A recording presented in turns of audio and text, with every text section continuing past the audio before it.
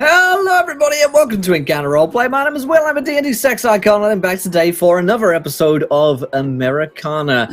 We have a couple of dead friends that we are investigating today in our adventure, so this is part 2 of our 2-part mystery. So let's get into it. Let's remind ourselves of who we are and who we're playing. Let's start with last week's players, which include Redundant UK. Tom, how's it going, my friend?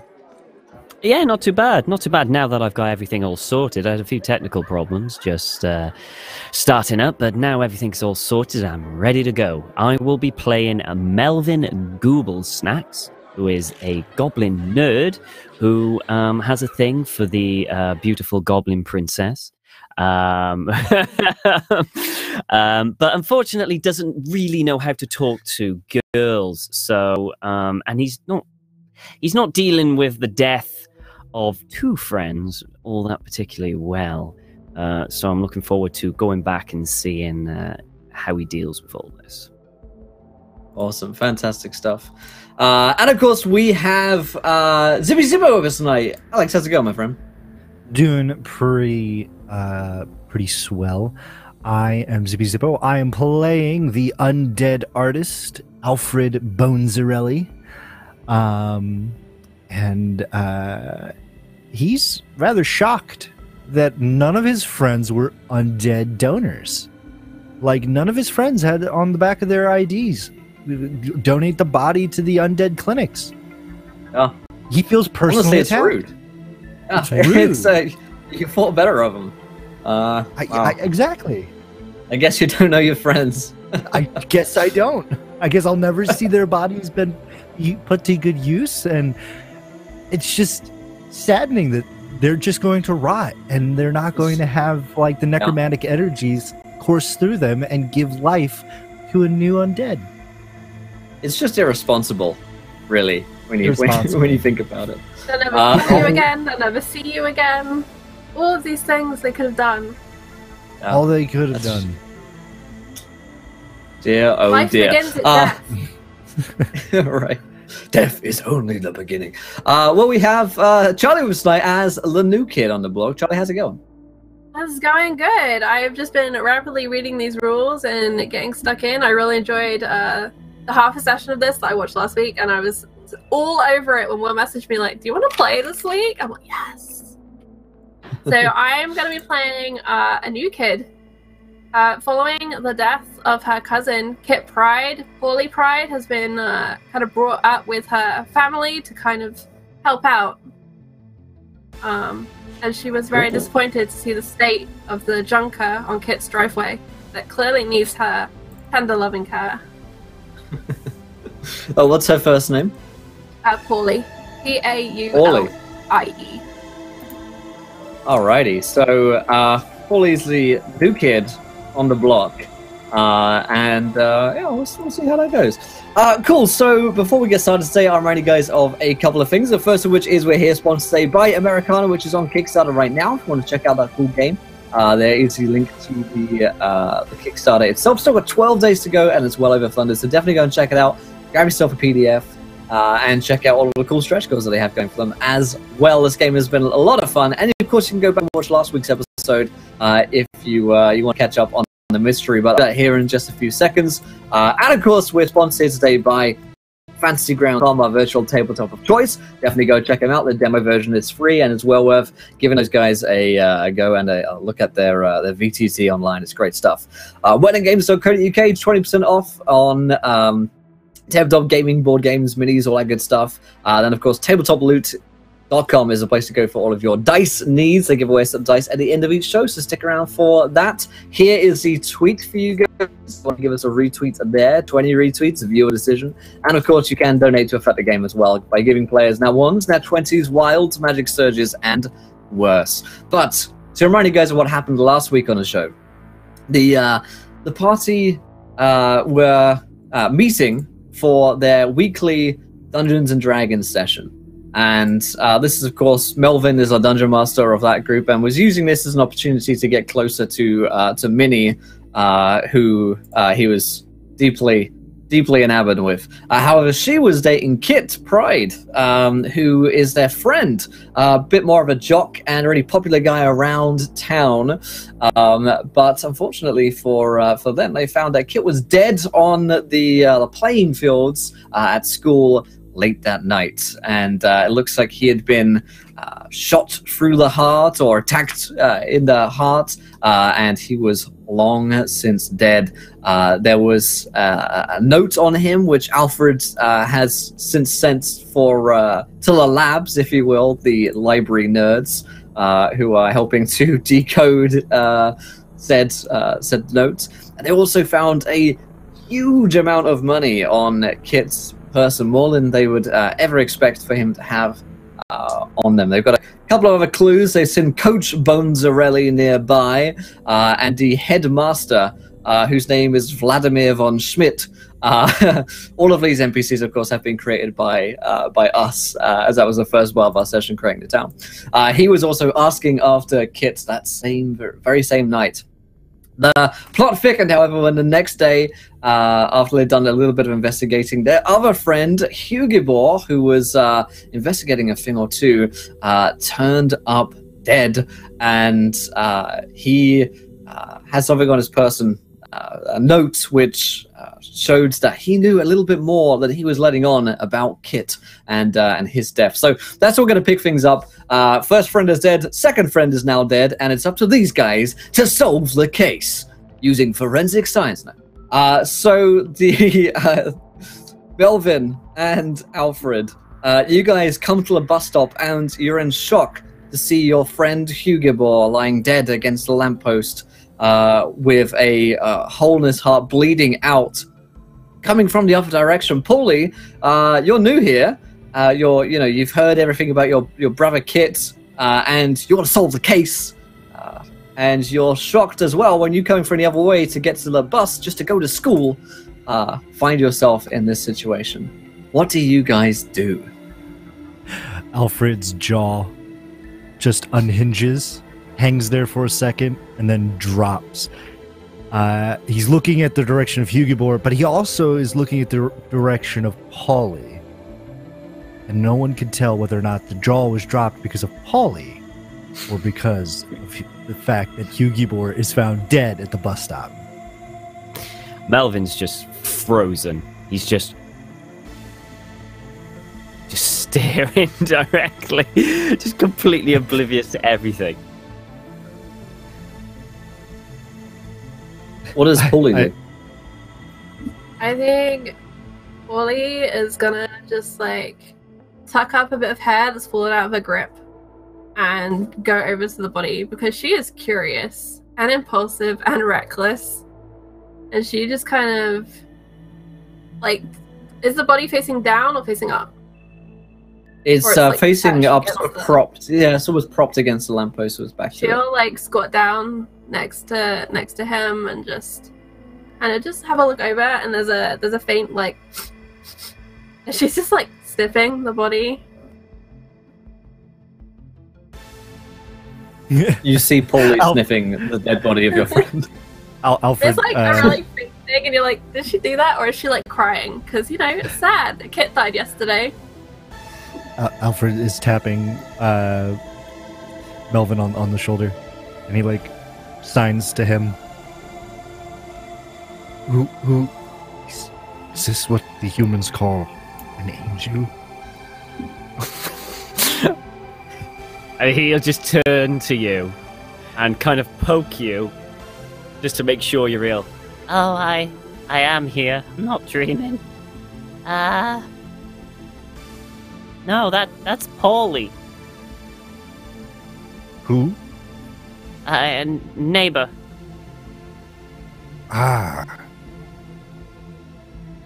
Wait, hold on. There was something else important. Wait, is Hugibor dead?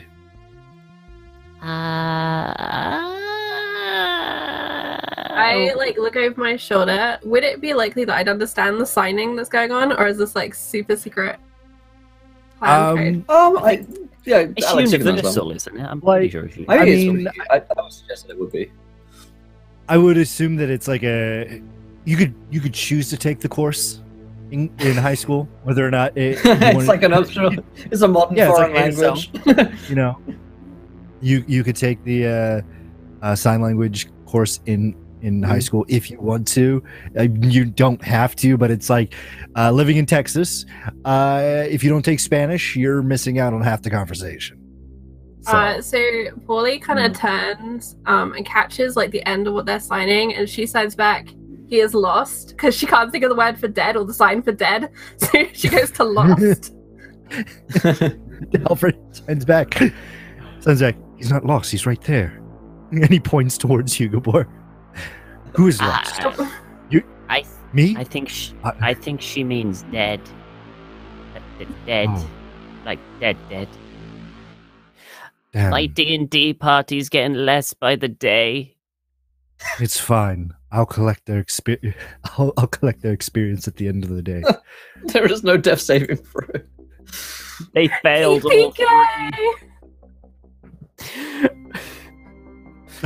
I go over to Hugobor, and I stick a bony hand into his jacket pocket, and I feel around for his wallet, and I pull it out. I check his ID. Is he a undead donor? You know, you're learning a lot about your friends, Alfred, and the more you learn about them, the less you like, because your friend Hugobor is not an undead body donor. Alfred stands up and he throws the wallet on the ground, and he stamps on it, and he looks at Hugobor, and he kind of crosses his arms, and he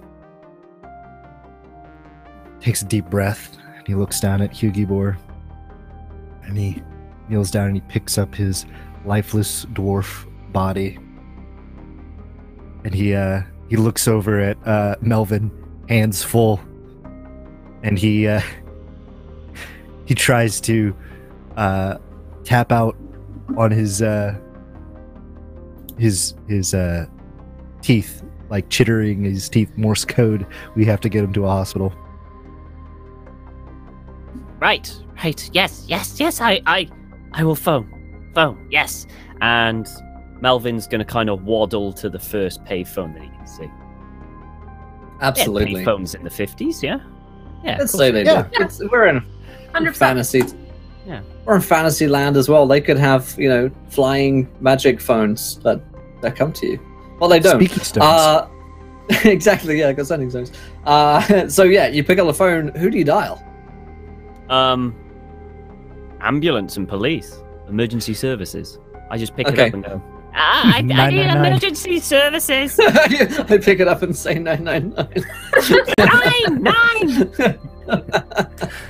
Somebody Absolutely. called 999 Quick. Yeah.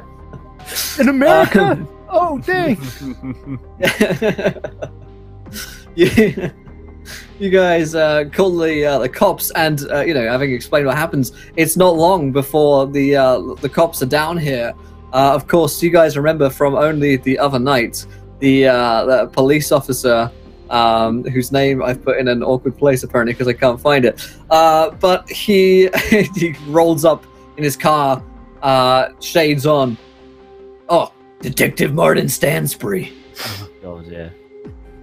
He bowls up with the rest of the officers who start closing in on the scene. Looks like we got a Vic. Alfred stares at Officer Stansbury, and he chitters out in Morse code. His name is not Vic. His name is Hugobor. He gives you a long look. So, how did you find him, Mr. Bonesarelli? Alfred stares, just deadpans, looks at the officer, and he drops Hugobor's corpse in front of the bus stop, and he gestures to how Hugobor was just left splayed out on the bus stop, and then points to the hole in his chest. Maybe Looks like somebody got to him first.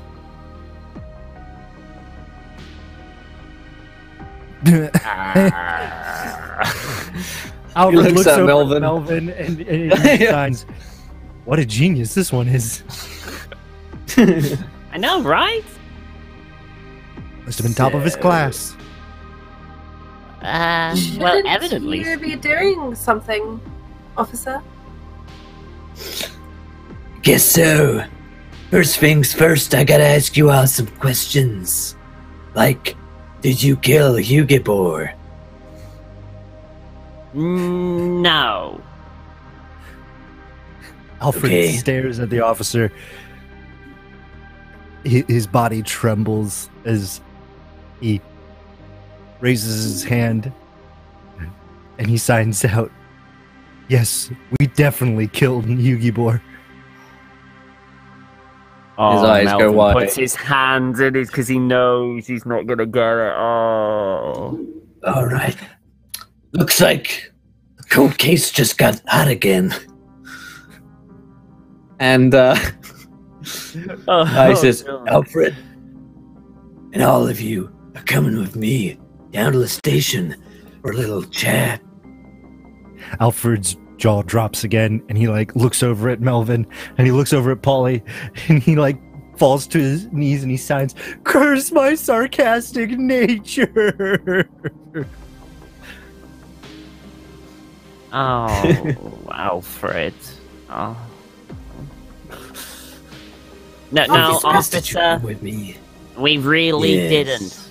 We really didn't kill. And if you need my alibi, you could always call my mother. Maybe I will call your mom. She'll be at the town hall all day. She's a pride. no, his eyes behind his shades sort of squint. Oh, I didn't realize that. How about we follow this up at the station another time? Like, over coffee sometime with your mom. Alfred's eyes kind of like squint at the officer and then looks back at Polly. He puts a bony finger to his upper mandible because his lower mandible is now currently on the ground. Again, he's trying to put two and two together, and then his Maybe eyes we should grow wide. just leave you to take care of Hugibor and speak to his parents and let him know. And Yeah. we should get going. We have school and things. Yeah, that's why we're here. We're waiting for the bus to school. You would And love Polly that, looks wouldn't you? extra sad because Kit is dead. Yeah, he gives you a long look. Alright, you kids go to school.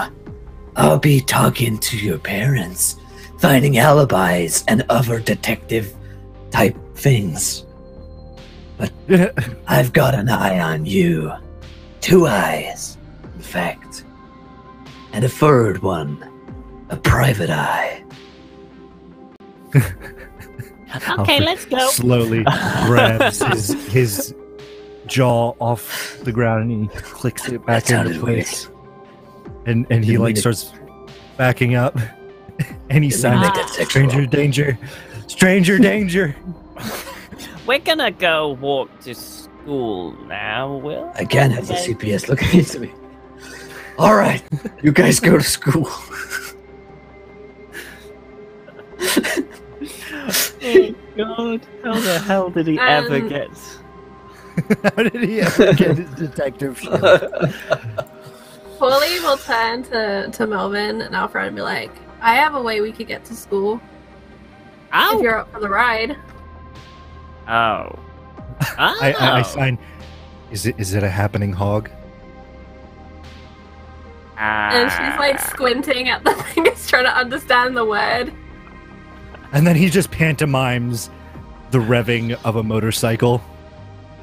And he goes like that. I mean, okay. Yeah. All right. Let's do it. Be quick. We won't miss lessons that way. Won't miss any lessons. Okay. So you guys head off to school. Of course, this is one of your obligations. You managed to get out of some classes yesterday, but you're not sure about how easy it'll be to get off today. So are you guys all going to your classes and then taking a break at lunch to go and find your nerds who have been analyzing the bloodstained note? That's the plan, yeah? Okay. That's the plan. Classes. Perfect. Okay, The so ones remaining actually go to the classes. All the others were the ones who didn't want to go. yeah. Absolutely. Absolutely. You guys head to your classes and have a pretty boring day at school. Things are still pretty tense, but you try and settle back into the routine. Though your two dead friends, rumors are circulating around school already that, both Alfred and Melvin were seen at both of the dead bodies, at the first to see them. And there's all sorts of rumors flying around the school. It's very scary stuff. But it's lunchtime and you guys head to the library, and there is the group of library nerds who have been researching the note. They're all goblins, of course. And the little guy comes over. Oh, hey, Melvin. Hey. I can't remember what I called you.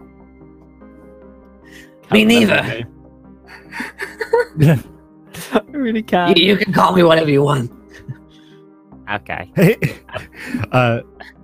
Alfred signs, "Hello, Dave." Dave. Yeah, have you got what we wanted? Yeah. Come with me. And he leads you guys deep into the alcoves of the deepest, darkest place in a library, which is the rec room. Melvin's gonna act kind of like he knows what he's doing. He knows, this is his territory. He knows exactly where to go. He knows exactly what to do. And it's just because he wants to impress Paulie, who's new and no idea who he is. This is a new person who doesn't know he's a complete and total nerd. He's gonna go, yeah, of course. That's where we need to go. Okay.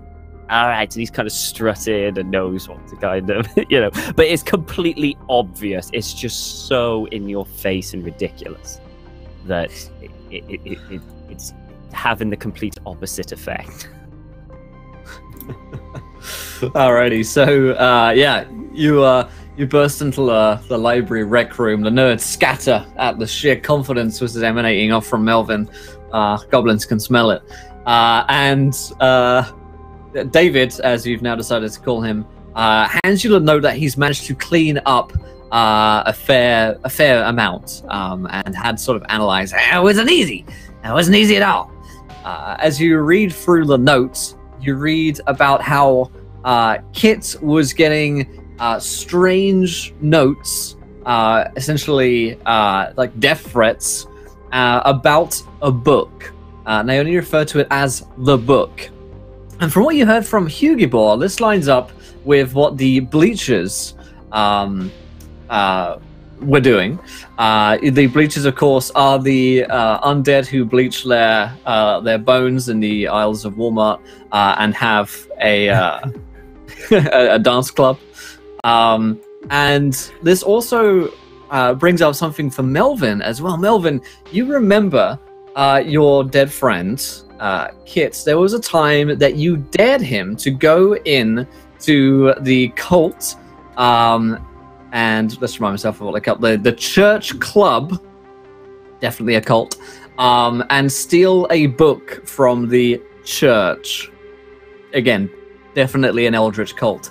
And he had gone in and done that. He had definitely stolen a book. So there are two avenues that this connects to: the Bleachers and the church club. I think they're called. Ow. I look over at Melvin. Alfred signs. This doesn't have anything to do with that stupid dare that you sent Kid on because of Minnie. Well, Does it? I mean, it's just a book. I mean, it's just a book. I don't even know if he got it. You know, it was just. So It was is just the a Book book. of Vile Darkness. That's just a book. Yeah. But you almost let me have it, but you sent me through the depths of hell and the Black Citadel. Well, yeah, What- but that's like D&D. Different. What dare? What book? And she's like, you can see like the Wow. little fists are forming, and she's hearing things about her poor dead cousin that are not so good. Well, there's this club of like humans that really want to be dead, and they kind of go around the graveyard and hang out, and they have this book where they talk lots of chitty chatty and all that. And I thought it would be funny if Kit, as a deer, went and got the book, you know, just quickly to steal it and hide it. You know, as a deer. It's a book. I mean, they probably have another copy. Probably. I mean, Got the book? did he actually? Did I know he got the book, or did I not see that part? You suspect that he did, though you probably ran away before he came back and got it. You know. He might have. He boasted that he got the book. Well, then where is it? Ah. You haven't looked for it?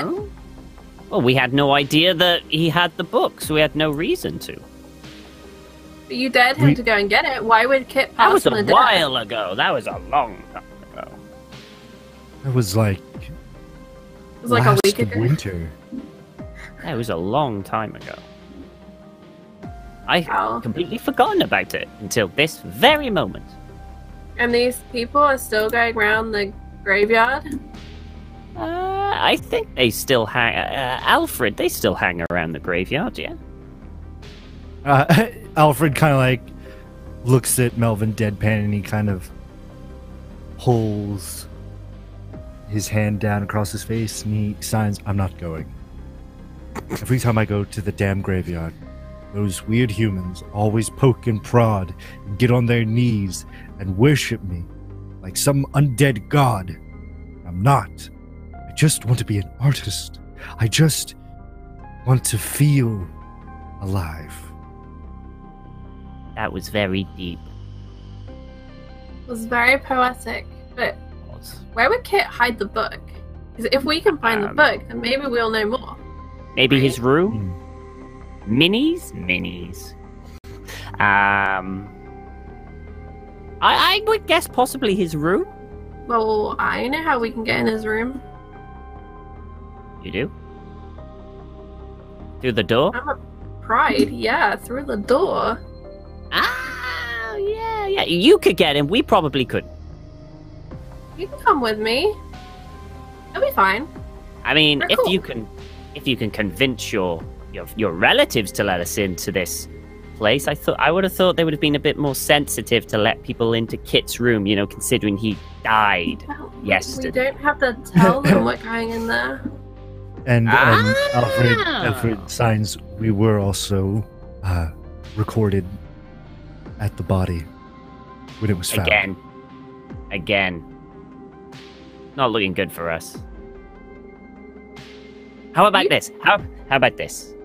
You go in, and then you open up the window, and we climb through the window. Sure, if you like doing things the hard way, I can organize that. Wait. I have the perfect plan. Okay. I will go through the window. Okay. Right. Cool. Okay. And he Alfred kind of waves his arm in a come on guys motion, and he starts running towards Kit's house.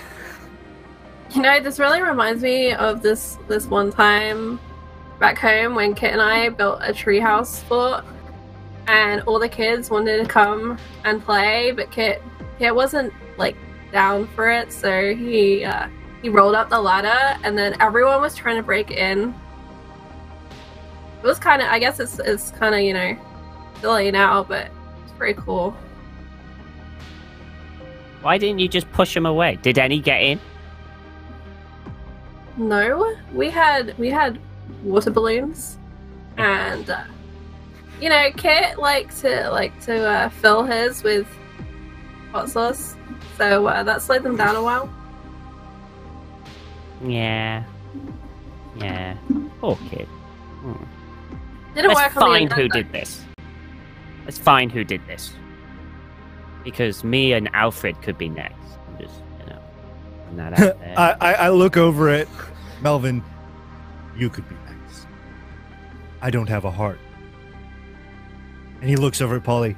But if I did, beat for you.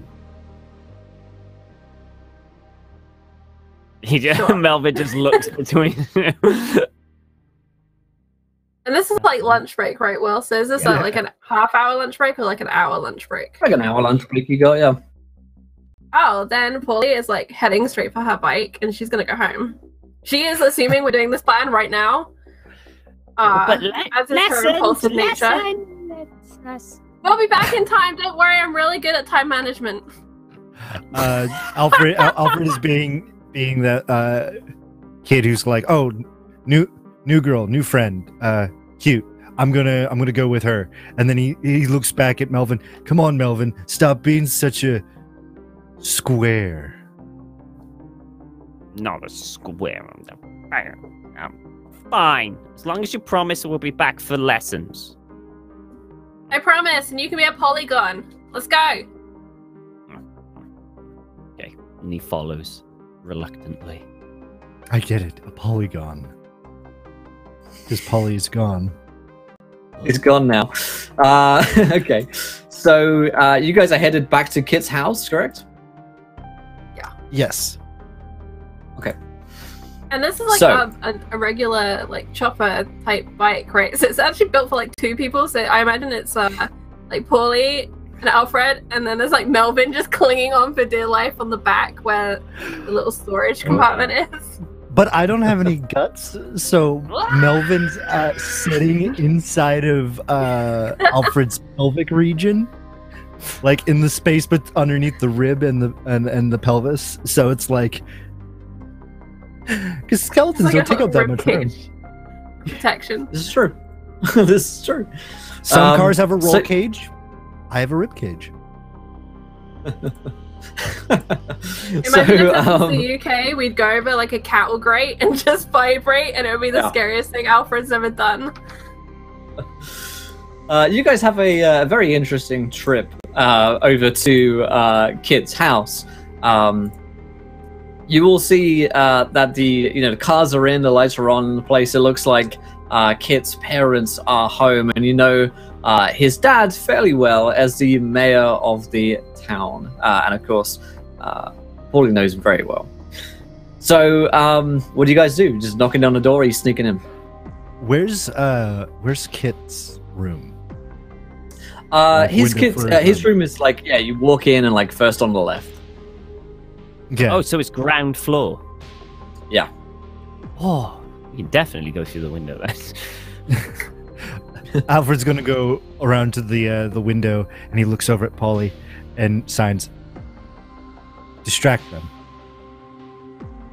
Melvin's gonna go over with Alfred and go through the window because it's sneakier that way. Okay. No, wait. She's gonna go in the room and just open the window so we can get in that way. And that was the plan. Alfred looks over at Melvin. Is there a Plan B? plan? Plan B, and he pulls out his index finger, and he kind of crunches it up a little bit, and he takes a couple teeth, and he puts it on his finger, and he's like, "Skeleton key, opens anything." Doesn't that hurt? Immensely. I mean, we could have just waited for Portly to open the window, but okay, you could try, I guess. This is just Plan B, just in case first plan doesn't work. Oh, okay, no problem. Should have maybe waited to crush your finger after Plan A didn't work to save you the pain, but okay. We'll just wait here.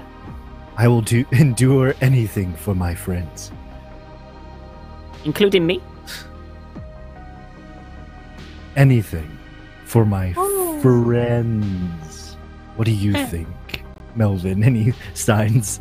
He leaves it open like that. In Melvin's mind, that means yes. He's like, You're your best friend. blissful ignorance. Okay. Alfred's gonna meanwhile- defend me. Just like walks straight out to the front door and just like opens it and is like, Uncle Tom! So yes, the mayor Tobias Pride comes out, and you can tell that he's had a very, very rough couple of days indeed. He looks like he probably hasn't showered for a couple of days now, and he comes out. Yes, Paulie, what are you doing here? Isn't it school? It's lunch break. I just wanted to come and check in and see how you were, and I kind of forgot my lunch. There was this whole thing at the bus stop. Oh yes, I like heard all. Yeah, he exits back. I heard terrible news. Of course. Come inside. Come inside. A lot of you. It must have been terrible. Absolutely terrible. And he kind of brings you into the sort of lounge kitchen area. Uncle Can I get you something? A drink? Uncle Toby, would it be okay if I went and sat in Kit's room for a bit? It's been kind of a weird day, and I just sitting there, and then maybe I'll come out and grab that sandwich, and then I'll go back to school. Sure. Certainly. Try not to touch too much, if you don't mind. I think the police is still looking for, what, I don't know, evidence and the like, perhaps, but, Should we be scared, Uncle Toby? Are they going to kill all of us? No, of course not. Everything's going to be fine. The police will catch whoever horrible person is behind all of this and put it to a stop. You're all safe, but it's best not to go anywhere alone now. Always stick together. A lot safer when you're all together. I think I made some new friends. They're kind of cool. They're not my old friends, but they're alright. That's good. Melvin, Alfred, I know Kit thought very highly of you all. Are we inside with? No, we're outside. We're outside. Oh, you guys are outside? Okay, Yeah, We're outside the window. Gotcha. Apparently they want to break in, even though Paul can't walk in. Tobias is like, well, I'll get you a drink or something, and he like fixes you a drink and says that you can wait in Kit's room as long as you want. Great, and she'll just go down the hall to where it is, and go in and close the door quietly behind her. Okay, once in from Kit's window, you can see Melvin and Alfred standing outside. I look over at Melvin and I sign to him. All right, tactical mode activate, and Alfred just collapses into a pile of bones and he starts to reshape himself. He turns into like this weird skull spider looking thing. His hands turn into little legs that he can crawl around. He has two ribs that become pincers so he can grab things and pull them. And he hops up on the window sill and he like looks over at Melvin and he signs with his like little fingers. All right, are you ready? He goes, yeah, yo. Whiskey Bravo Rolly. Why did you ask if the ravioli was in the pot for dinner? Oh, sorry. I was just trying to look cool. All right, let's go. And instead of actually just walking up and climbing in, Melvin actually starts rolling and going, and he rolls again to the side. He gets up to the windowsill and has a look inside. His little nose kind of just well, it's not little, his long nose kind of just plonks over on the windowsill to have a look either side. And he looks at Alfred and just does a knowing nod. He kind of tries to lift himself in, and in his mind, this is elegant and brilliant, but realistically, it is the most awkward climb into a window you could possibly imagine. His little legs are just dangling as he's coming over, and he just collapses into the room. He's kicking.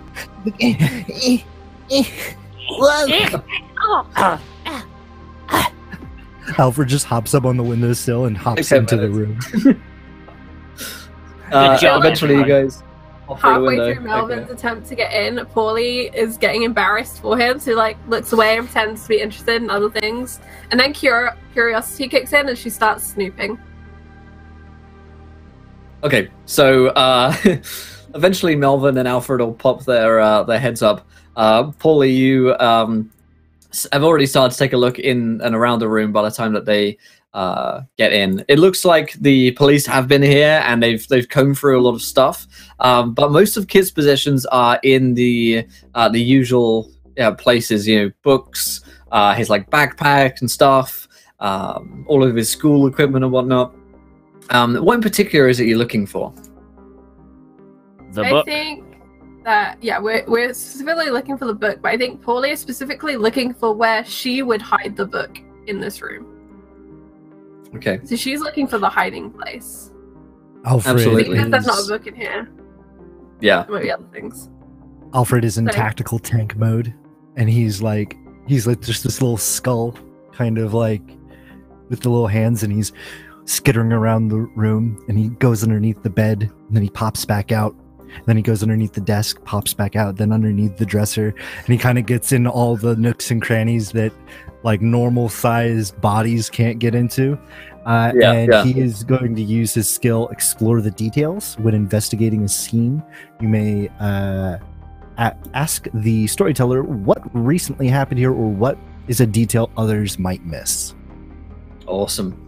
You scurry in and out of these little sort of nooks and crannies that you couldn't usually look into, and underneath Kit's bed there is a floorboard which kind of and you can tell is a little bit loose. You pop it open and there is an empty space inside which would be about big enough for a book. However, you can tell that there is nothing inside, at least not anymore. Alfred begins to tap on the wood floor in Morse code. Well, I found Nook, stop. Big enough for book, stop. No book here, stop. End. Transmission, stop. Okay, can I use my start move, Unknown Factor? This might be a bit of a cheeky way of using it, but what I want to do is Paulie's head just like appears down, looking like at the floorboard, like over the bed. When I enter a situation unexpectedly, I may adjust any of my friends' rolls by +1 or -1. I can make a +1 on that roll, maybe, because I like unexpectedly appear and like startle him. I like it. Tell me, what's that look like? She appears suddenly, and all of a sudden, Alfred just falls to pieces. Like whatever form he was, just kind of like falls into like a pile of bones, and like his eyes, which are normally a cool blue, turn like urine yellow. To signify like he was so scared he peed his pants, but since he has no bladder, he can't. Ew.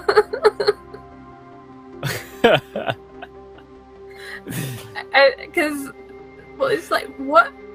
Oh gosh! And then she like sits back up and she looks at Melvin like, I think I broke him. He's fine. He'll pull himself back together. This is the And then second she's- time he's done this. Is when he went up against that gelatinous cube during our one D&D campaign. He wasn't expecting it, you see, but I told him that the floor was completely clean, absolutely 100% clean, all, and he didn't listen. And that's what. So And he notices that Paulie's just not at. Paulie sticks her head back down to have another look.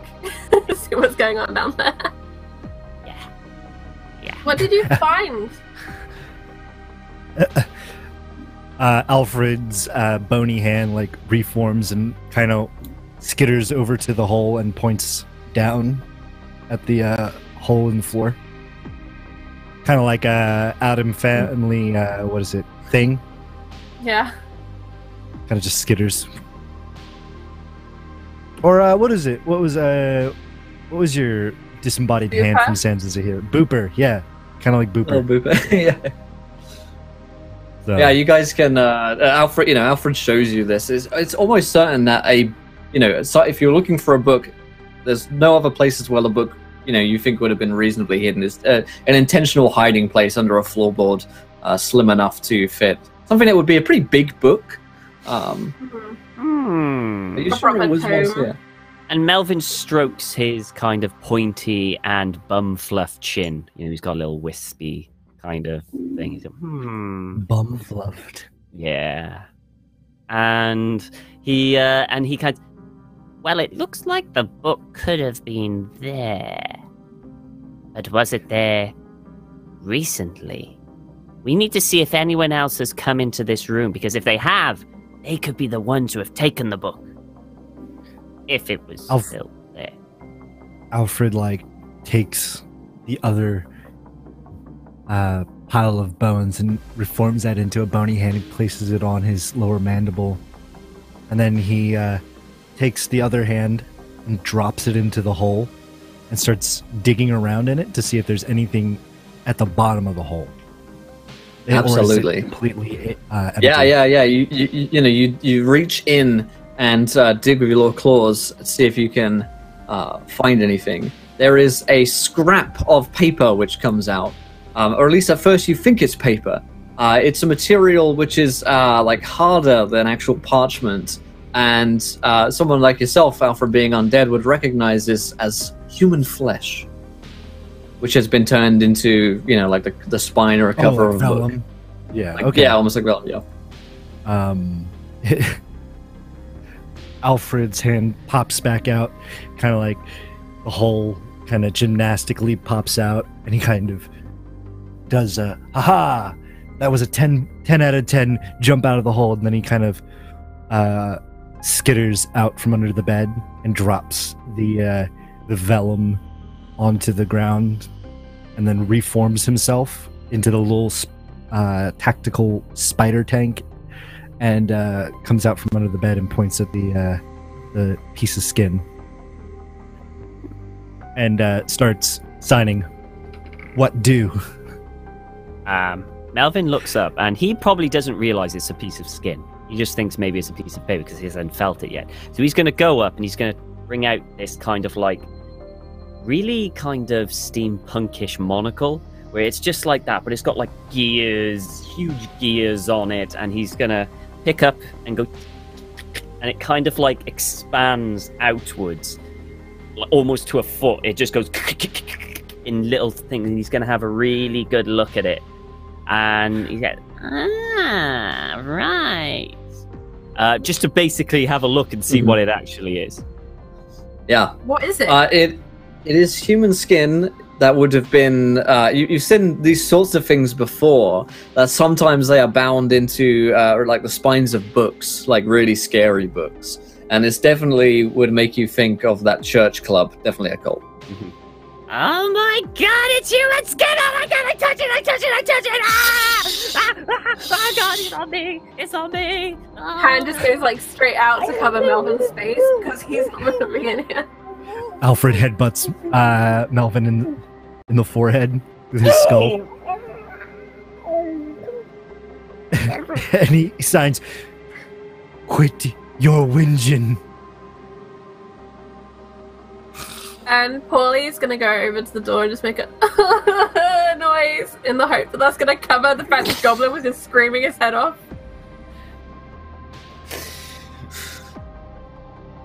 Tobias is is everything okay in there, Paulie? I just suddenly felt really sad. I don't know if I'm hungry anymore. Okay, shall I come in? No, it's okay. I'll come out in a minute. Okay. Right. Like Is- that's Is there anything written on this? There isn't any This- text on it. No, you would think that this is probably just like a binding. It's not so easy to write on the human flesh itself. But it was this is absolutely up the alley of the church club guys. From what you've seen, and they hang around that graveyard. Those are the kind of guys that would have books bound in flesh. Right. Okay. The way I see it, we need to find out when the next meeting of these church freaks are, and then go and investigate. Why don't we drive over there right now on the way back to school, and we'll see if there's like a schedule or something posted. Because they only meet at night. Yes, so they won't be there right now, and we can find out when they're going to meet, so that we can be there conveniently when it is night. Do we have time? I mean, how long is left? We've got loads of time. We can get there easily in like 5 Alfred's minutes. sons. I agree with Polly. We should do whatever she says. Also, do you have a human costume that I could borrow? And I read this as, do you have a human body? And I'm like,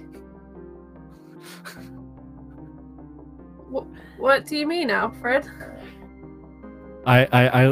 He points to his skull and he taps it, making the hollow thump that a skull makes, and then he points to the flesh and he picks up and he sticks it on his forehead. You want to dress up as a dead person instead of an undead person? He nods and he signs that, or we're going to be hassled if we go see the church members. Polly goes over to Kit's closet and she opens it up and she grabs like one of his old Letterman jackets and a baseball cap and just puts it on Alfred. Yeah. Wait. It kind of works. Could you get a wig from somewhere? We need to put a wig on to get that hair look. Because he is completely bald. We need a lot of hair to cover the bone. Melvin, just because I'm a werelion doesn't mean I have access to extra hair. That's not how it works. I didn't suggest that you did. I was wondering if anyone in the Pride family Polly, did. like, stomps out of the room and like slams the door behind her. I look get a sandwich. I look over at Melvin. Way to go, numbnuts. What did I say? Alfred just kind of goes over to the windowsill, hops back up, falls out into the pile of bones, and reconstitutes himself. I'll have to use like a mat or something. Okay. And Melvin starts to climb out of the window, and awkward as ever, and then he just shuts it behind him. I hope she's coming back. She's our lift. Polly, do you leave Tobias Pride's house? Yeah, Polly's gonna grab the sandwich that he made, or whatever snack it was, and like kiss his cheek, and then just dive straight for the doors, go and hop on her bike. She's got a graveyard to get to before she has to get back to school. Oh, amazing! So, you you guys hop on the bike again, and you're headed down to the creepy church club. So you see it. It is indeed creepy. It is a big church with a graveyard outside of it, with perpetual mist and gloom which hangs around the place. These guys only really hang around here at night, so right now it looks empty. It's kind of like, if you go to a church and at a school hour, there's probably going to not be anyone at it at this point. I mean, there's got Because to it's be a normal like church. There's got to be like a notice board somewhere, right? I'm gonna look for a notice board. Okay. You guys stroll up through the graveyard and get to the front door. The notice board. Go ahead. Because we're in a rush, Polly's gonna drive the chopper or whatever is the bike up to the thing, just gonna weave in between the gravestones and down the like leaf litter path. The groundskeeper's gonna be annoyed. But Melvin, before do you they get back to school in time? Very good point. Put your foot down. before they would have gotten to the church, Alfred would have went digging in the local costume shops, like clearance bin, and he grabs a fake beard that's like obviously goes to a Merlin costume. He puts on a hoodie and he has like a baseball cap. He has kind of like star-shaped sunglasses so he could look as human as possible. And he like gives everyone a thumbs up. Flash forward back to the church, and he's just kind of like trying to look as human as possible on this bike. And I like the idea that Melvin's still in his ribcage, and there's a weird like echo effect now that Melvin's like under all of this clothing in this ribcage.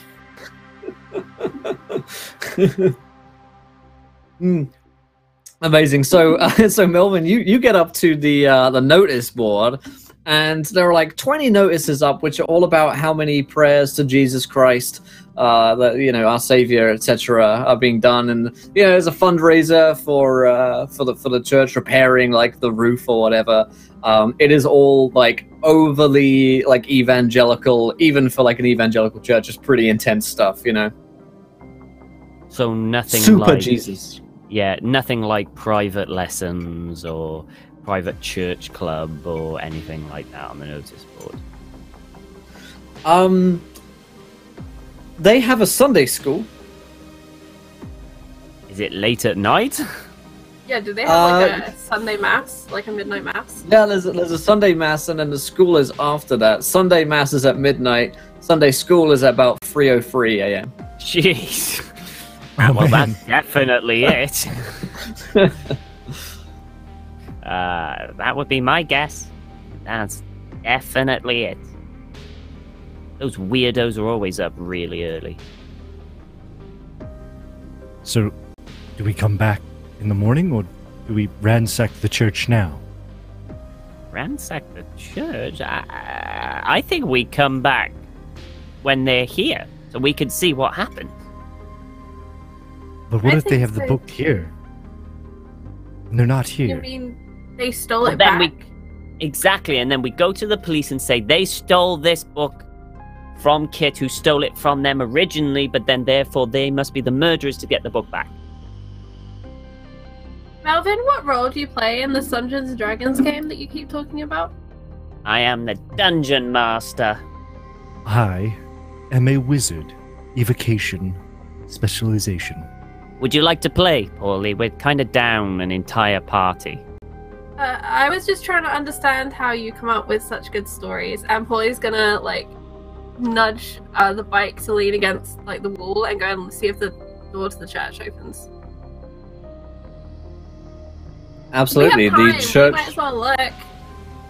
Yeah.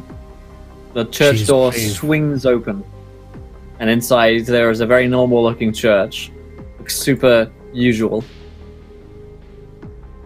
Like Alfred, no like- macabre stained glass depicting Yeah. death. Yeah. Yeah. There's no creepy, evil Jesus devil stuff going on. It's like some pews. There's like an altar. There's a Bible. There's lots of Bibles on the pews. There's some like cushions and shit, and some pamphlets about Jesus. I've been to a church for a long time. This is my imagination. What I happens in don't churches? think much has changed. You know, the last church I It's a went to was in classic PUBG, and there were like AKMs everywhere. So. Well, this is Very different. America, so who knows? Wow, boom. Human churches are so boring. Where's the technology? Where's the kaboom? This is so primitive. Is there a holy symbol hanging up in this church? Absolutely. There's a shotgun in the corner. Yeah. The sign of the cross is everywhere. Super believe that they love Jesus. Alfred goes up to one of these hanging crucifixes, or all of them, and he starts turning them upside down. To see if Alfred, any of what them are have. you doing? What are you doing, Hey, hey. Alfred?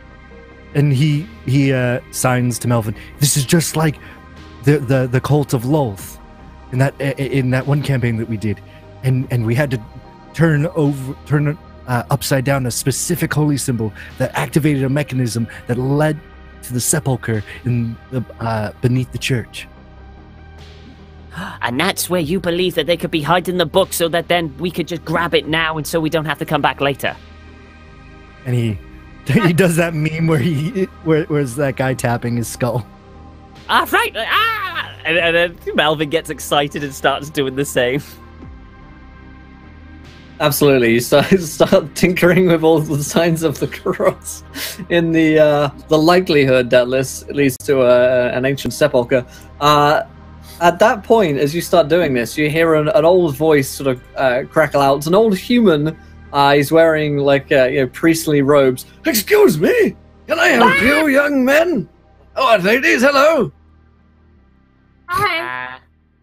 Hello. My name is Vicar Schmicker. Exactly. It's good to see you. Alfred Hello. It jumps in being startled and just falls, collapses into just a pile of There's a pile of bones. If you got yellow eyes again. Yeah, he does. Twice Easily in one startled. Day. Sorry, I didn't mean to scare you there. We came to get some answers about our friend, my cousin Kit. He was murdered yesterday, and this seemed like the right place to come for answers. Well, yes, there are answers in Jesus. Yes. Definitely. This is the right place to come. But it's not a service being held right now, so it's more of a silent contemplation kind of deal. We'll be very quiet. Do you mind if you don't touch the signs? The crucifix. Yes. He's having a crisis of faith. He's not sure, and he was just expressing himself. He's an artist. We thought it best just to let him grieve in his own way. Alfred reconstitutes himself. Oh God! Oh man! What is that? What is that? Tradition? It's a Jewish tradition. When somebody dies, they sit and they observe the death. Or whatever. Oh yeah. Alfred just Alfred reconstitutes himself, and he's like, "I'm in fact an atheist, Shiva? but I wish to find faith." Shiva? Yeah. Yeah. Shiva? He just recons. Yeah. No, I don't know. Yeah. That could be it. Yeah, Google tells me that could be it. Yeah. Yeah. Okay. Yeah. He's like, oh, right. Yes. Don't let me disturb you. I'll just be sitting here, watching all of you, in case you need anything.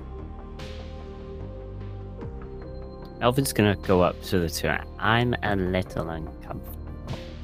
Can we go back to school now, please? We're not gonna find anything with him there. Okay. Alfred looks over. He's definitely watching. And he nods, and he goes up to the altar, and he disrobes to show his full undead form. Oh, Alfred, that's gross. Oh. And he signs, "Worship me, for I'm the herald of undeath."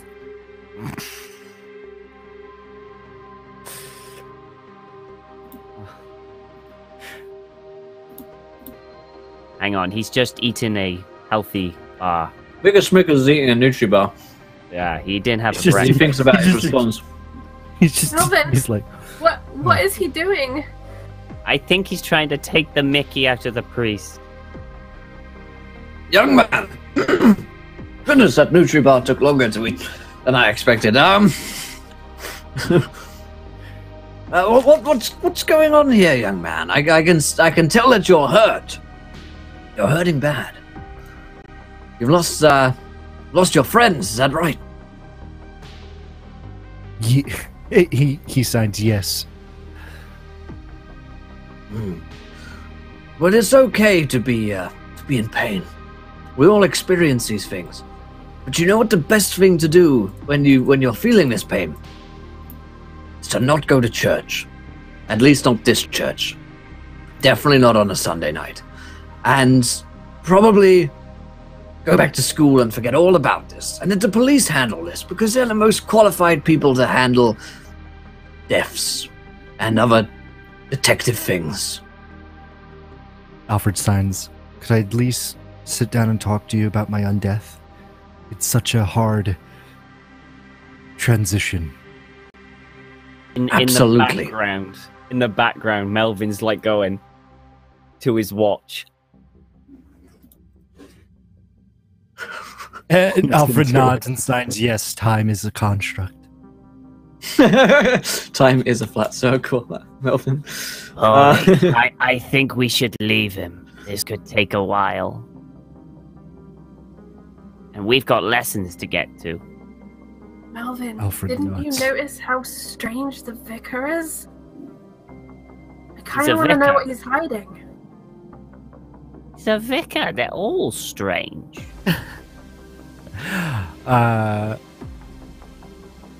No matter what they...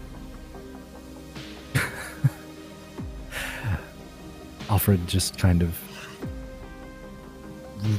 re-robes himself so he's not biology labbing anymore. And he feels so ashamed, and he runs out of the church. Bye, Don't come back too soon. Good to see you, kids. That's right. Biggest Smickers, that's my name. Yes. Gets on the bike. Right, to school! We can still catch guys- the lesson. Still catch the last lesson if we're quick. Quick!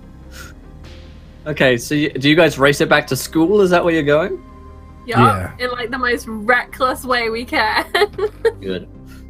You guys race back to school, and enter in through the flap in the gate that you used yesterday to get into school, to go undetected. As you guys get back in, are you just finishing off school? Just go to the last class?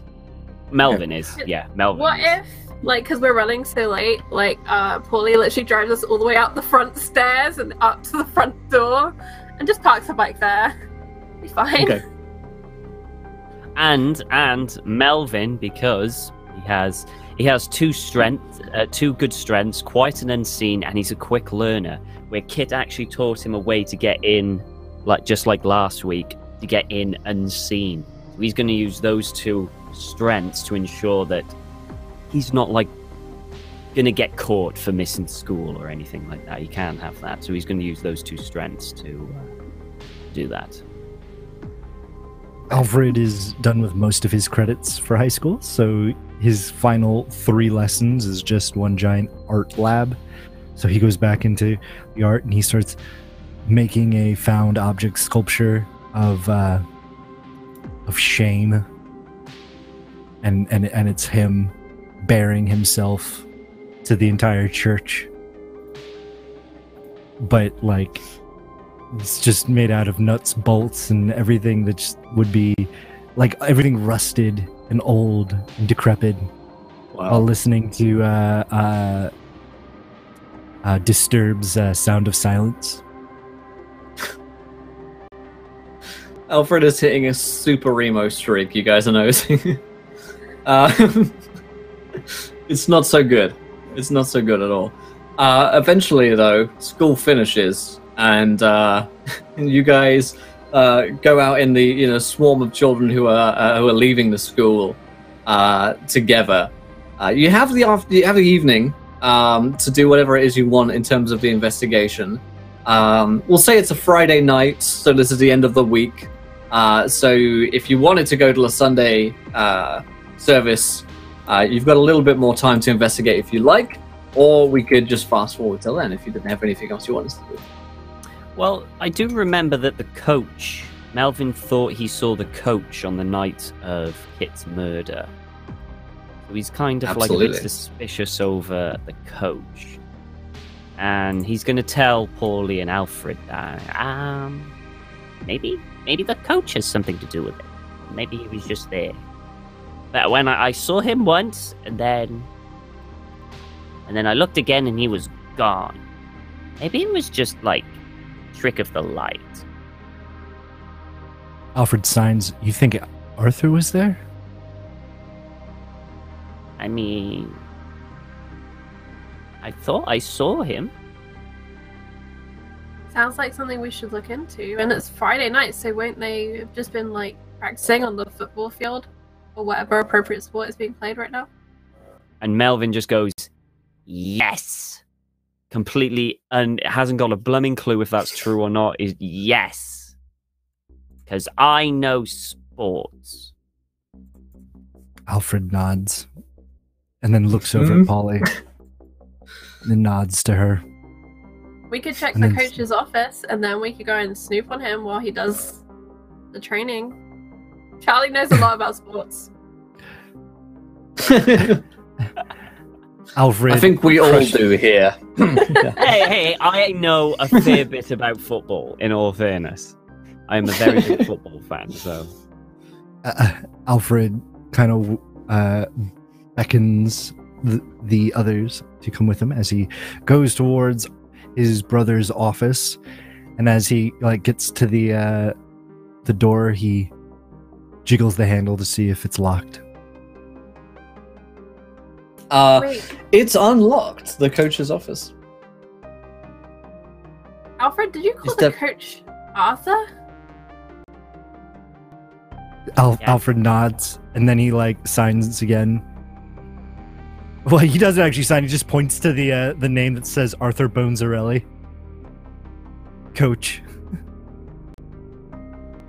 I see. And then he opens up the door, and he goes over and sits down in Arthur's chair and starts going through the desk.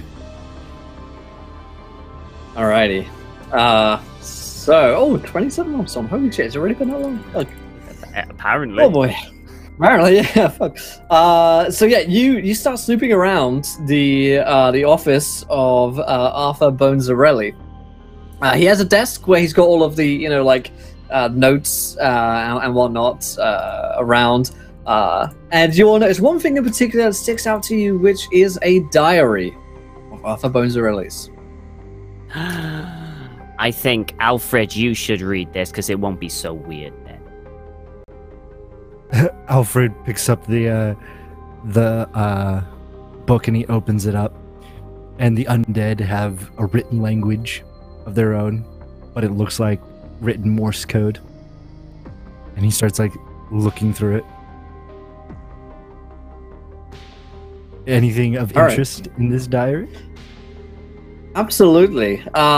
There are a lot of notes in this diary, as you take a little while to read them, about how Coach Arthur Bonzarelli is really wants Kit to do better. Basically, he's he keeps pushing him. He keeps pushing him, and he wants him to do better so that they can get into the next league. And he just wishes that he was doing better. And and it seems like he's pushing him pretty hard, and that they are meeting at late night practices a lot. He's pushing him hard. So and also on the night where Kit died, he had a scheduled after school practice with Kit. So he was definitely there. Arthur closes the diary and conveys this all via sign language. So the last person to see Kit alive would be the coach. We should tell the police or go find out ourselves. Arthur kind of places a bony finger, contemplates, spins around in the chair, steeples his fingers, turns back, slams his hand on the desk dramatically, stands up, opens up his mouth as if to say something, and then signs, "All right, let's go talk to Arthur." Alfred, what would your brother? Because she still doesn't know how you're related. Really want to hurt Kit? He signs. We haven't had a full-on undead riot for centuries. There would be no reason for us to kill anybody.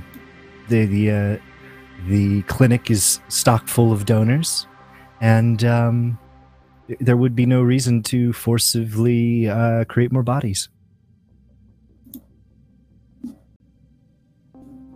Would he like The undead president has not called for a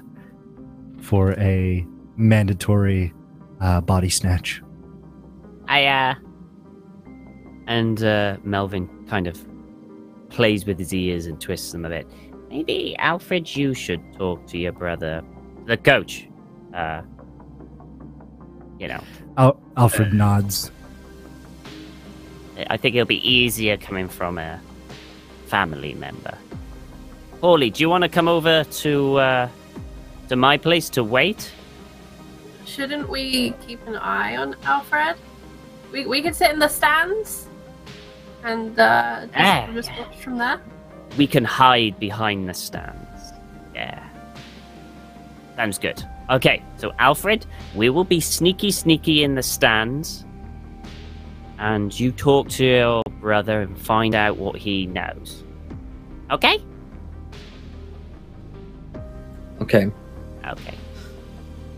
So, Alfred, you're off to speak with Coach Arthur.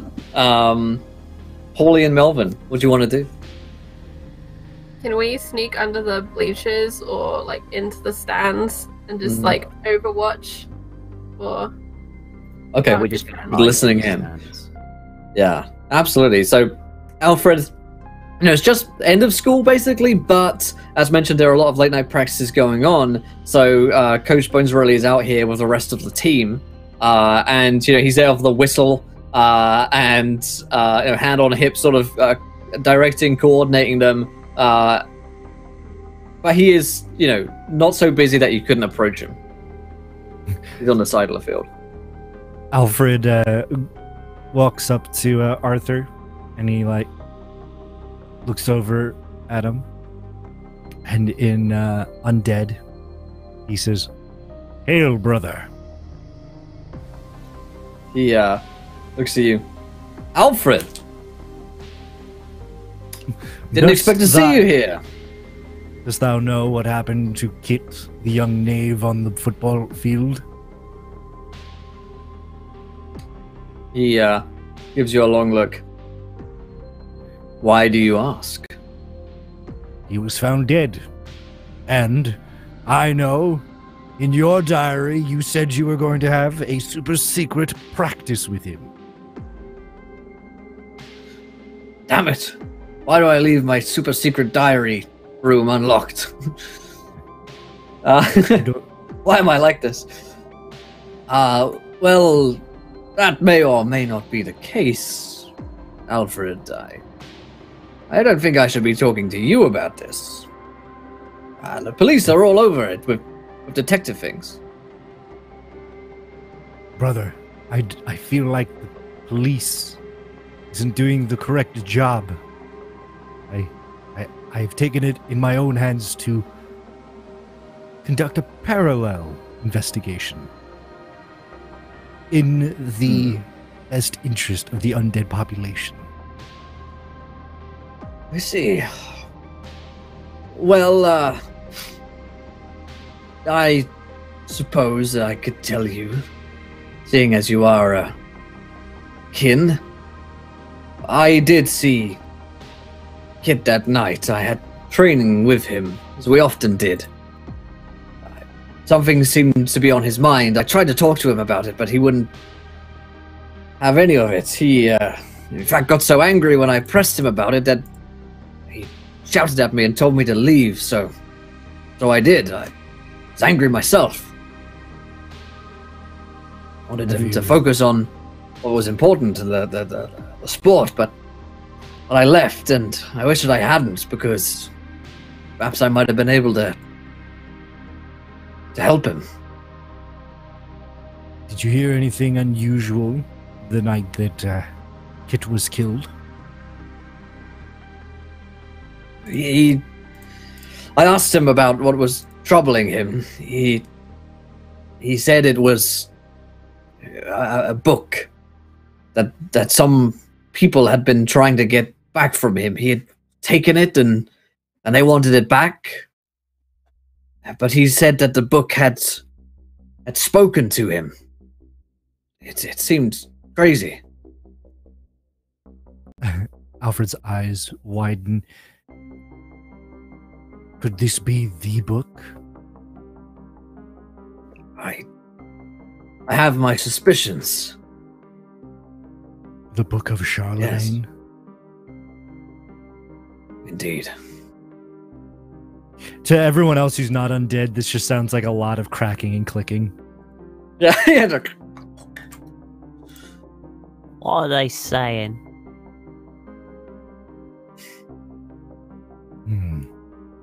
If it is indeed the Book of Charlemagne, we must retrieve it for the benefit of all undead kind. We cannot allow another necromancer to surface. Agreed, Alfred, but I can't get involved in this one. I'm You're right. too close to it as it is. I don't want them to get suspicious. Alfred places a hand on Arthur's shoulder. I will gather the rest of the bleachers and we will march upon the Church of the Undead and see if they are the culprits. Melvin? Aye. Yeah. You know what I don't get? This is about the book, or it's about football, then why is your other friend dead? What's he got to do with that? Well, apparently he knew something that he didn't tell us, so maybe he knew too much. And Alfred would look over at Arthur, and he's like, "You wouldn't know anything about Hugibor's death, right? It was all sudden. It feels like it has no motive." Well, the only other thing was that Kit mentioned that he had spoken to one of his friends about this. That they knew. So, Makes sense. Perhaps he was killed for his silence, yes. And he looks over at Arthur. Thank you. You have been extremely helpful. Just keep this off the record. I don't need the police looking into this with their detective things. Of course. I'll be home for dinner. I'm going to eat a Nutrigrain bar. Nutrigrain. Can we have sriracha on the Nutrigrain for dinner tonight? Of course. Thank you. And Alfred turns back and he signs to the other group. You must rally the boneheads. What was that to us? The what? The boneheads? Who are the boneheads? I don't know who the boneheads. Are we the boneheads? I didn't approve that name. Alfred Is that the face name of your palms. club? And he walks over to the bleachers and he bangs on the bleachers. Oh, you mean the... Oh, he wants it... No. Alfred, no. We are not Like getting the gang? bleachers involved. No. That would be kind of cool. And they are like more equipped for bad shit than us, right? Insert appropriate 50s for bad shit. Yeah. But I mean, this is insane. I mean, they could Alfred. start fighting. Melvin, they murdered people. We don't know that yet. Although it is Alfred looking very Simons. likely. No, I mean the bad guys murdered people. Like, I know. literally your friends. I know. We get our own bad guys to help us get the other bad guys, and better than us doing it. And we met the cop. He's useless. Yeah, he really He is. didn't even take 3 suspects down to the jailhouse to question us. We were No. right there with the body. He barely And asked you're us any friends questions. with the other body. Who's my Yeah. cousin, and I regret describing him as the other body. Yeah, I'm almost convinced he actually, when we left, just got in his car and drove off. I'm pretty sure he did that too.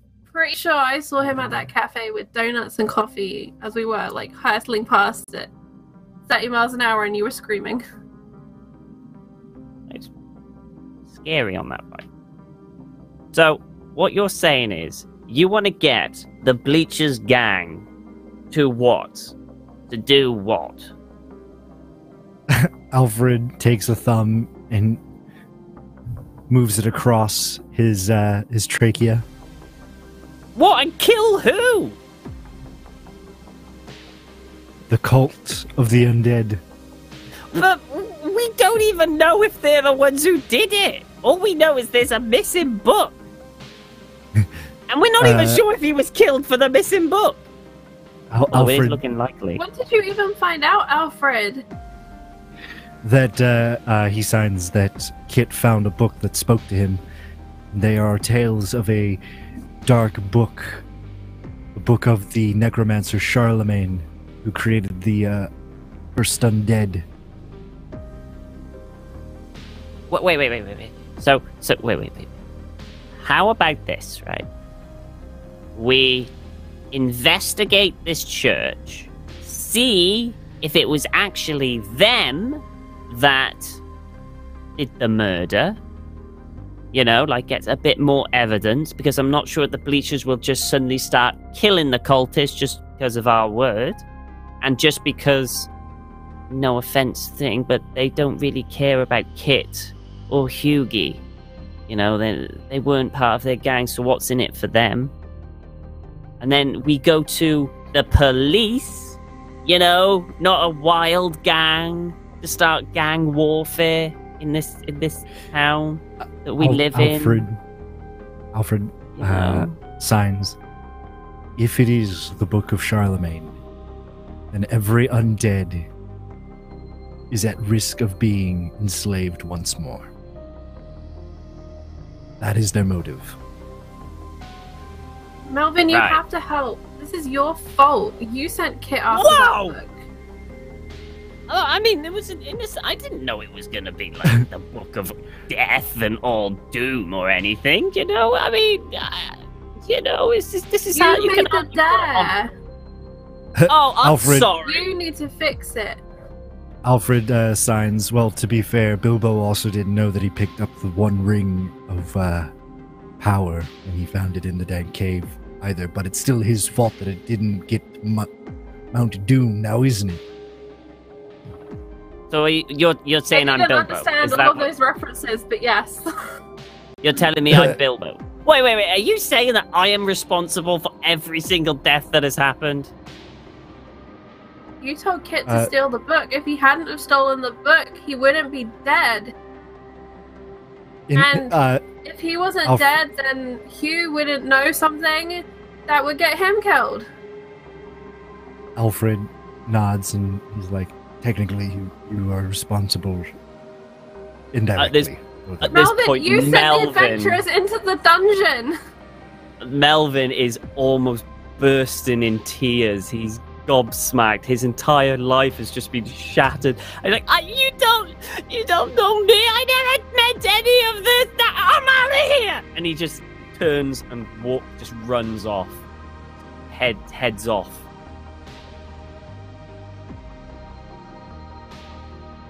We've got to fix this, Alfred, before anyone else gets killed. Alfred. And we should probably follow Paul. Melvin because he's probably next on the list. Alfred pulls Polly in and signs, "Don't worry. You're safe with me." And one of the lights in his eye sockets kind of like blinks, but it's like as if winking. Thanks. Let's go after the goblin. Okay. Melvin, I imagine you're not the best runner. So they probably catch up to you in about 5 seconds time. Yeah. Paulie's idea is actually, now that he's doing a runner, just to let him run, but just like follow at a distance so that we can see if anyone goes after Melvin that's not us. Okay. That's pretty funny. I think Daddy Warbucks for the setup there, my friend. I appreciate it. So yeah, you guys run after Melvin, and stick a little bit of a distance between the two of you. Melvin, where are you running to? Home. I'm going to my basement. My safe place. Okay. My sanctuary. Absolutely. You run back home, and it's actually just over the street. I think as was canonical I don't know last why. week. Taking the bus to school. It is literally across the road. He takes the bus just to see Minnie, I think was the It was explanation. just mini, yeah. Yeah. So you that's great. You run over the street. No one stops you from getting across the street. And so you run back home. Your mum's in there, as is Chad, your stepdad. Fucking Chad. And you run down into your basement. Paulie and Alfred, you see Melvin run inside. Alfred goes up to the front door and knocks on the door. Melvin's mum opens. Oh, hey kids! Oh, Alfred, how's it going? Oh, what's up? It is going well, he signs. We're here for our new D&D game. This is our new player, Polly. Hi. Oh. Hey, nice to meet you. Are you new here? A new friend of Melvin's? I'm Kit's cousin. I came up. Oh. Oh dear. Oh, I'm so sorry, sweetie. You guys come inside. Come inside. She says, Can I get you anything? Some snacks, some food. So you just probably want to go play your dungeons and your goblins, right? Alfred nods, and then he signs thank you to Melvin's mom and beckons Polly down into the basement. yeah, Melvin, your mum's like, Melv, Alfred, and your new friend are here. Play games. There's no response. You just go right down. He's probably lost in his imagination again. Thanks, Alfred Mrs. descends. Google 6. Alfred descends into the basement and looks over at Melvin, and he's like, "Look, I didn't mean you were the sole cause of their death, but look, we have a chance to fix it. Let's fix it." Melvin is like coiled up in a ball in the corner, weeping his eyes out, and he kind of like looks to them, and his big, like tears just dripping off his long angular nose. His ears kind of like, instead of up as usual, they're all drooped down. He looks a mess. There's snot pouring from his big nose as well, and he kind of sniffs and goes, "But you guys, you were supposed to be my friends, and then you said I was responsible for their death." And he just weeping. Alfred goes over to Melvin and he places a bony hand. You are our friend, and you did kill our other friends. But we don't hate you for it. In fact, we still think you're your friend. You are our friend. And if it would make you feel any better, I can do the thing that you like.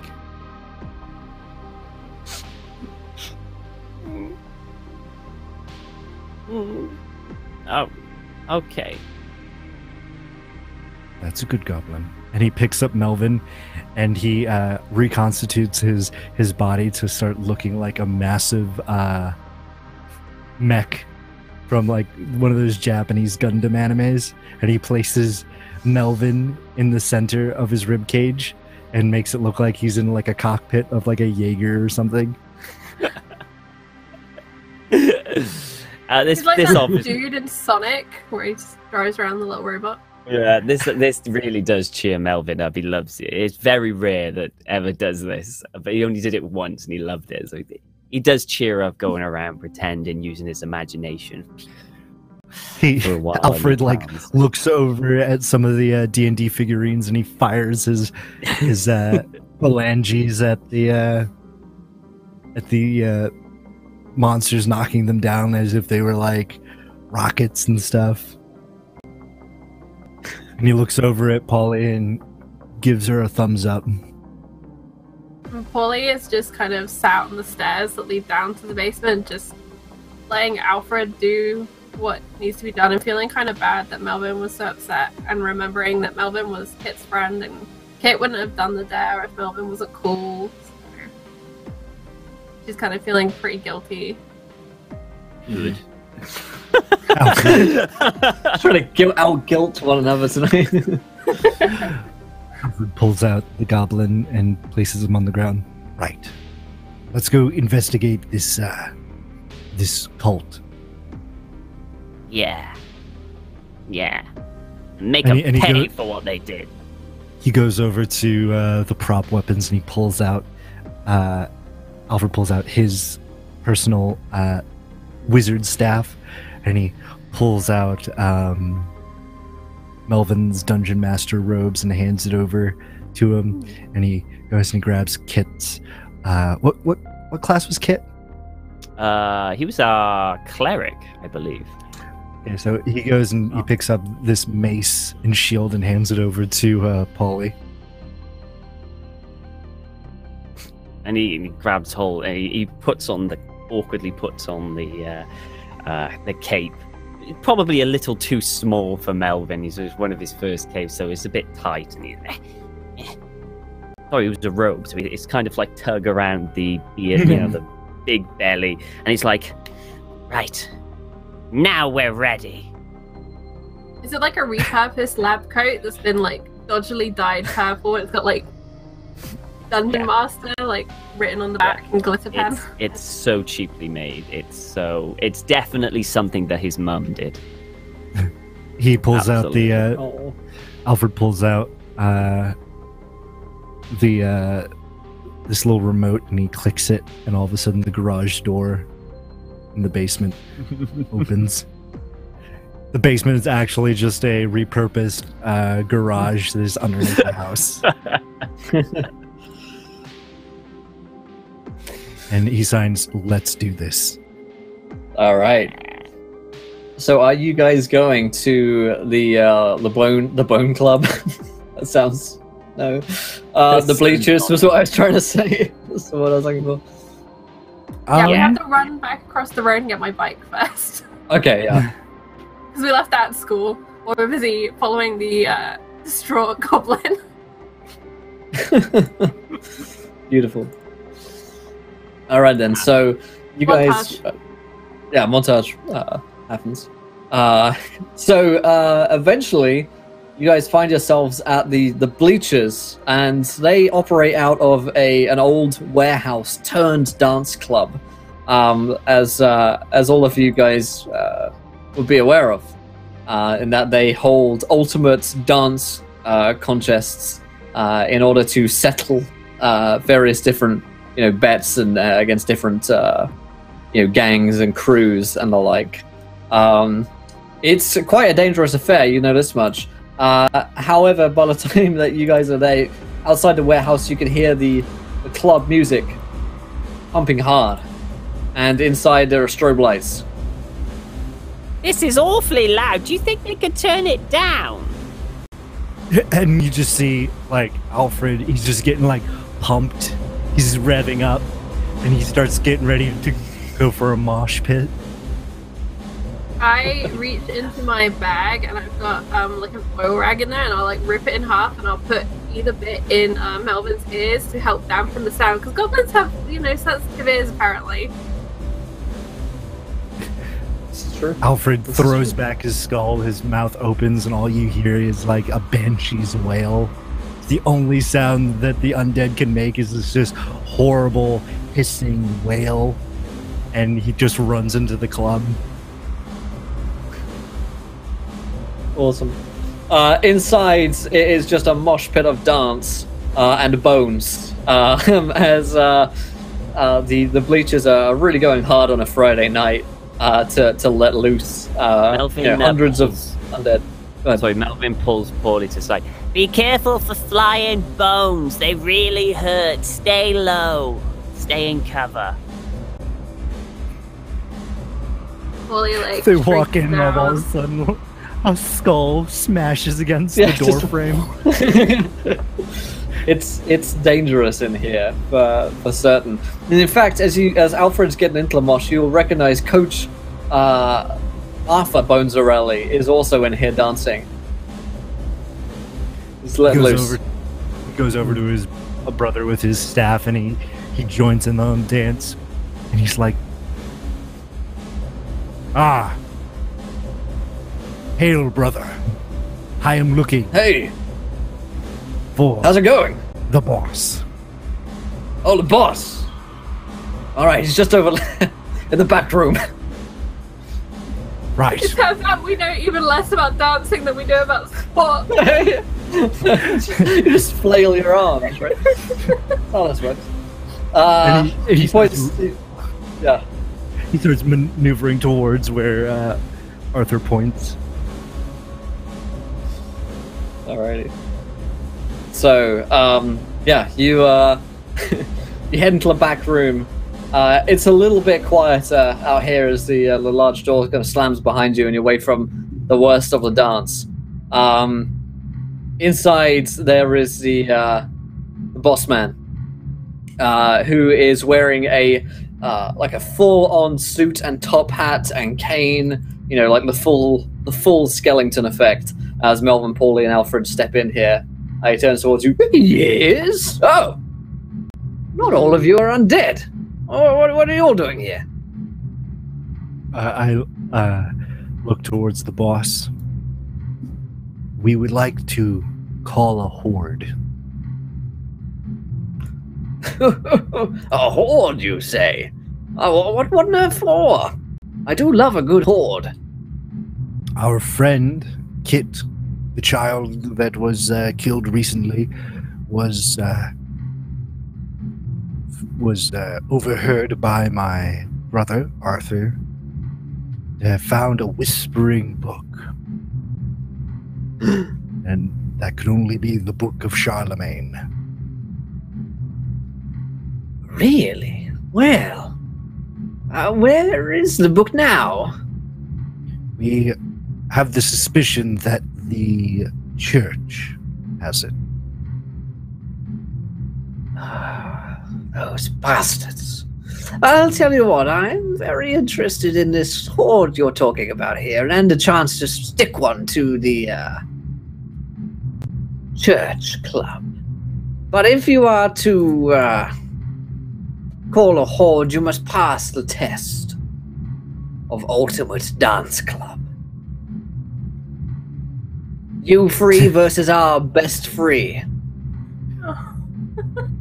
What do you say?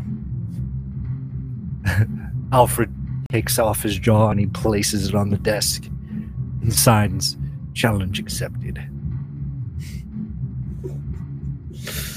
Amazing. And So, Paulie raises good. her shield, which apparently she brought with her to the club because this is a thing we're doing now. We all have our D&D. Yeah, I've got my robe and my D&D kind of like book with me. I have my wizard That's amazing. staff. That's I've great. been to a So, few under the sea dances. How bad can it be? right. Yeah, this is very much like a high school disco, which is happening right now. The boss man leads you outside, announces the Ultimate Dance Club contest. His best three dancers line up opposite you. The music hits. What do you guys do? Just start dancing. I will accept physical dancing. Good. Melvin, what do you move, Sam? Melvin is going to... Melvin's a quick learner, so he's going to study the other dances that the undead are making and try to mimic them as best as he can. Okay, So, good. Yeah, you guys can roll me a test on this one, each of you, because this is Can definitely I- a risk. Can I use my strength wild card? Sure. And mysterious. So I have like crazy moves no one's ever seen. Crazy, mysterious moves happening. Like, how did she even do that? Like, you know, the pop and lock shit that people can do. And like, how is that even physical possible? Melvin rolled a 5 to do a quick learner, so he seems to be getting some moves from the undead, nearby, so he's kind of just going, the kind of a robot kind of thing. He's learning as he's going. Alfred joins in with the other undead who are actively switching out body parts. Like, he takes off his skull and he tosses it to another undead who tosses him his arm. And this is just one of the many dances that the undead have. It's called the Bone Orgy. I know what I could do. As the strobe hits, like every time it pulses, she goes from cat to like human or lion to human shape. So like on the pulses, it looks like she's changing shape. Look it up, like a. What do I roll Amazing. though? It's a D6. So Do I get to it's add a anything because of? Yeah, let me what are my rules here. So you roll d6 and let's see, over here. Depending on what strengths and weaknesses you're using, these give you dice pool. And if you get you're looking for successes, obviously, but even if you get like a success and a failure, there's a cool thing where we like bargain for something to happen. Okay. I rolled 2 strengths, being creative and dedication, and I got 1 success. Nice, awesome. And I am rolling 2 strength as well, and no success. Oof. Okay. So Melvin, you got 2 failures and 1 success. No. I rolled just Nice. one. Those 2 failures Okay. for the previous. I just I got rolled you, yeah. quick learning. Oh wait, are the strengths in Success. addition to the base dice? If you have strengths that you're using, you get to roll more. Yeah. Okay, hang on, let me roll one more then. It's a little bit like City of Mist, but dice instead of That's a plus. success. Awesome. That Yeah. mysterious row helped. Yeah, definitely. It's really is the mystery that that saves Paulie from a embarrassing performance. So we get to, we get to have a bargain here. So you guys are going to succeed at your tasks, but something is going to happen to you guys. Now, my suggestion could be that you guys are exhausted or that you're wounded in the flail of bones, known as the Bone Orgy. I'm going to say Melvin's exhausted. He's physically weak. He's not used to this amount of physical activity. He is exhausted. He's in the corner, like, he's on his back on the floor, his stomach just going up and down with the breathing. He's like, oh, God. What about the rest of you guys? Are you tired or wounded? I think that Paulie gets a bone to the face. Like she's like jamming out and like changing Always shape risky. and just out of nowhere, humorous, straight to the face. What about you, Alfred? Alfred's just going hard at it. This is what the undead do. This is the undead's like thing.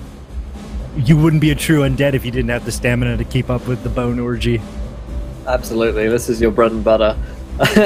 So, as the bone orgy comes to a halt, you guys are hailed as the champions, and the boss of the Bleachers agrees that he will summon the Horde when you call for them.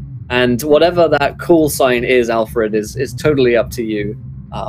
Whether or not it's like an incantation or just a whistle that you use or something like that. They are coming when you call them. The boss hands a clarion to him, like this giant war horn. Nice. And he takes it. He looks at Melvin. All right. Let's go find those cultists. Well, they don't do anything till Sunday, so we gotta wait a day. You can rest. Do you want to do a 2-shot? What? 2-shot. We have 2 days until we have to go. Do you just want to do a random 2-shot? Maybe the Lost Mines of Penholder? Oh, yes, this might be a good idea. I don't know if a lost spine is going to help the situation. Lost Spine? No, Lost Mine. Mine, yeah. You can cuss. Maybe we I need don't to know. go to The hospital. rhythm got me, and then the bone got me. Did we win? Yeah, she's good cast. I look over at the other undead. Those of you who wish to play D&D with us, follow us. Alfred lets out the undead screech once more. Okay, so the party continues onwards. You know, the bone orgy don't stop. We As line our way to Melbourne's yeah. house. It's very much a bone train that you guys are riding back to the house. So you party on there, and I guess the next day you guys play Dungeons and Dragons for 24 hours. Is that about the long and short of it? Hell yeah. Mm-hmm. Hell yeah. We need to recruit for our new party. Absolutely. What Yeah. would you like to play, Paul? Paulie, what would you like to play? What class? Savage. I don't know. What classes are there? Well, at the moment, we only have a wizard. So, literally anything you want.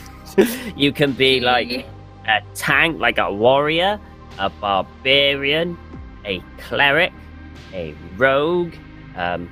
I mean, what would be He more flicks like through the you? book and looks like the coolest doodle, and it's like, I want to be that. How do I do that? You want to be a gelatinous ooze? Yeah, you No, can't be one of the those. many-eyed thing with the teeth. Oh, a beholder. Yeah, you can't play that. No, you actually fight that. Alfred puts a finger to his lower mandible. Well, actually, we could always homebrew. It's been a while. It Requires much planning. Exactly. Uncle Toby like- has a good cabinet that I could break into. Does he have schnapps? Peppermint. Bring the schnapps. And we will make this beholder race the most overpowered race in all of the Great Wiki.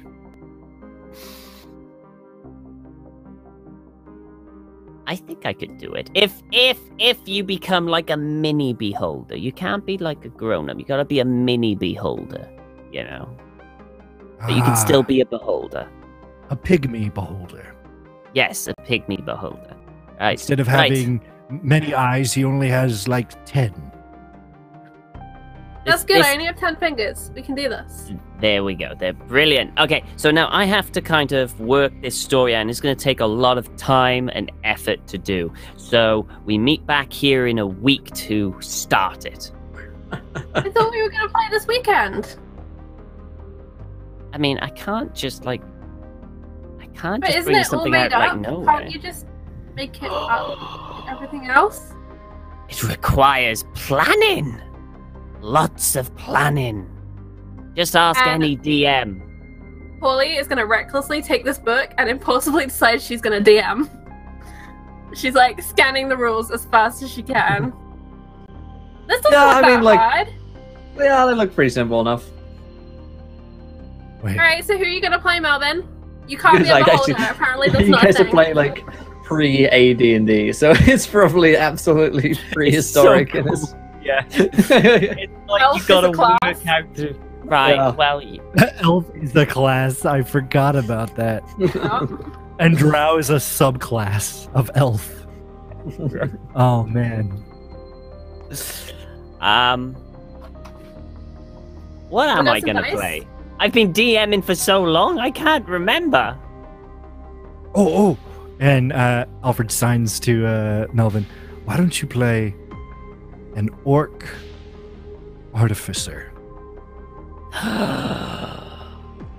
Yes, that's beautiful. That's what I will make one of those. It will only take me about 3 hours to make it. Because I've got to make sure everything is perfect. Okay, you can make it while I play with Alfred then. Okay. Alfred! She's like 10 bucks. You are in a swamp. What know about this? Okay, back home we had this swamp in the garden, and she starts like creating this elaborate setup based on a place that was near where she used to live, and she starts filling the world with people she used to know, and it's a zombie apocalypse game, and the king of the zombies or the queen of the zombies is this beholder who's also part lion, which makes sense in her head because it's all made up.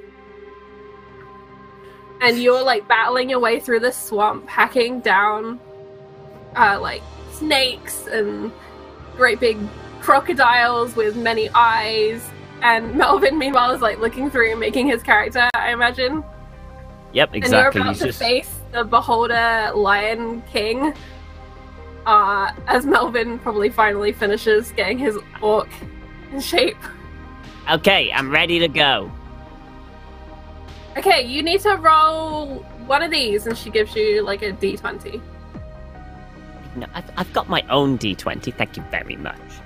And he's got like in this little kind of sealed cubed glass kind of like container. He opens it and it's on like this D20, like this green emerald kind of D20 is there on a soft cushion. And and he basically puts on some gloves and lifts it out. And he goes, right. And he rolls it.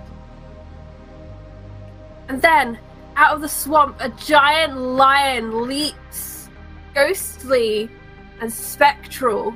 In his mouth, a book of human flesh, blackened by smoke and ash.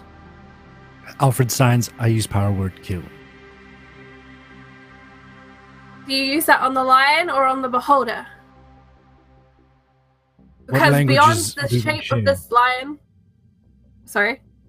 What languages do they share?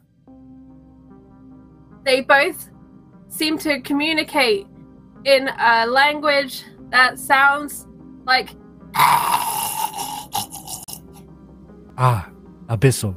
I will say power word death in power word kill in Abyssal. Who are you targeting this power word of terrible misfortune upon?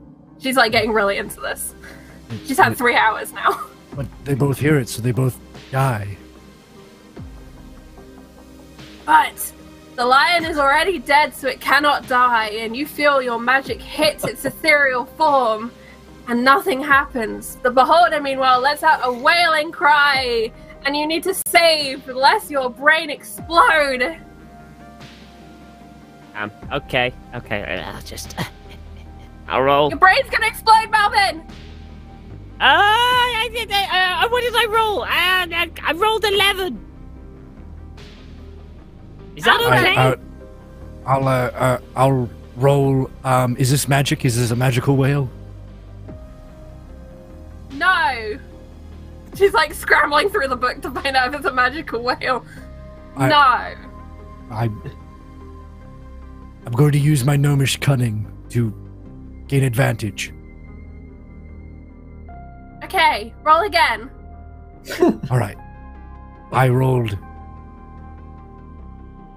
an 11. Beat that. And as this whale hits your head and you try and resist the pain that is tearing your brains apart, you hear Hit's voice and he tells you that you are both really good friends and he misses you a lot and he wishes he could be here playing with you.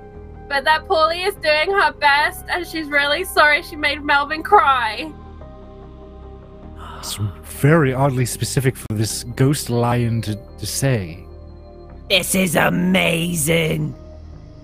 And the lion turns and he looks at you, Alfred, and his eyes are pale blue and sad. And he drops the book at your feet. I open the book. And that's where we have to stop because Melvin's mum promised us food and it's been hours. Oh my god, you're right. I mean, oh, Mom! And he gets up and he starts heading upstairs. Where's that? Man, where's the food? Where's the Cheetos? You So we played that for about a couple of days. Yeah, I think, that till happens. Sunday. That happens until Sunday comes. Sunday evening comes after a fraught couple of sessions of D&D in which the highs are high, the lows are low, and by the end of it, you guys aren't sure if you ever want to see each other again. But by the time that you do finally come round, it's Sunday evening, and you had a plan to confront the church tonight. And I feel like by this point, we've run through so many undead scenarios and evil shaman scenarios and cultist scenarios that we feel like we've lived every apocalypse that's about to happen. Or at least that's how Paulie's feeling.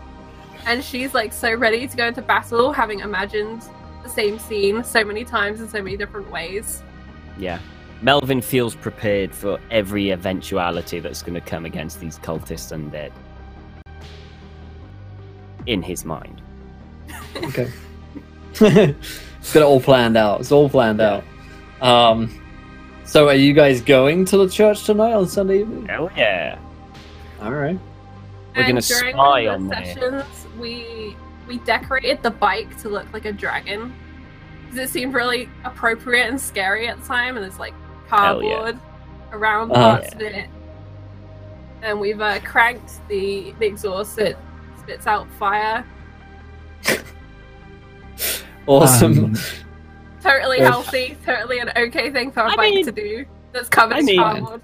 Melvin's a goblin, and Paulie knows how to do it. It's fairly easy. You know, they just we had a tinker lot around. of like ice lollies to get the extra stick parts to make the various horns. Oh yeah. Absolutely.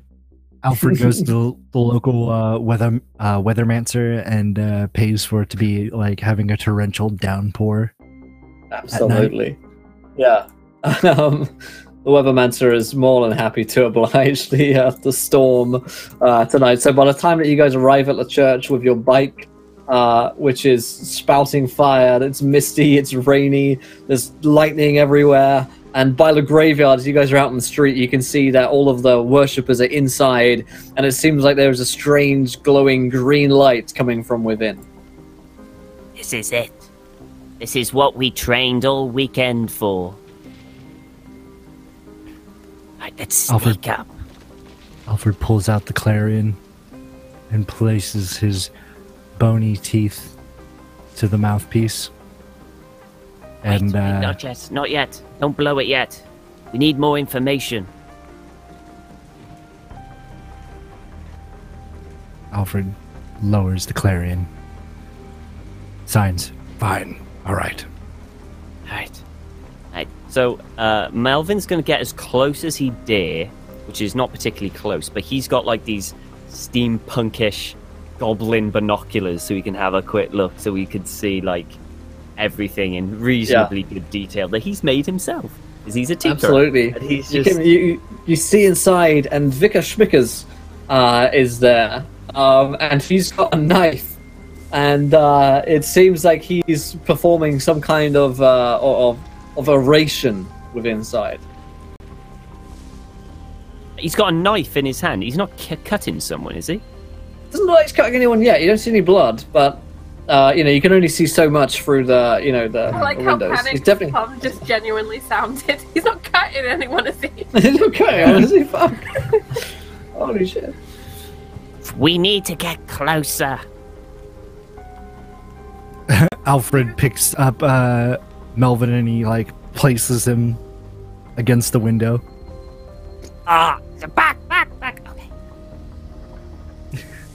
Just like in the Lost Huts. Good idea. Okay. What do I... okay, I can see inside. Okay, inside you see that there is what could only be described as a cult of about 20 or so people who are all in robes, appear to be chanting a low chant inside Vicar Schmickers at the altar. They've turned upside down all of the signs of the cross, and they appear to be reading from a book. He's reading from a book which has skin-bound pages. I found the book. They've got the book. No one's like lying on a table waiting to be cut apart, do they?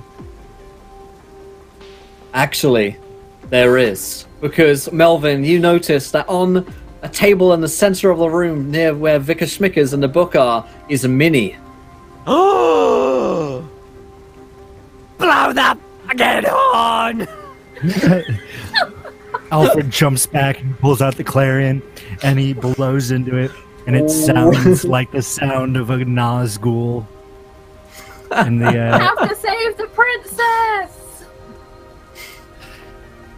and Okay.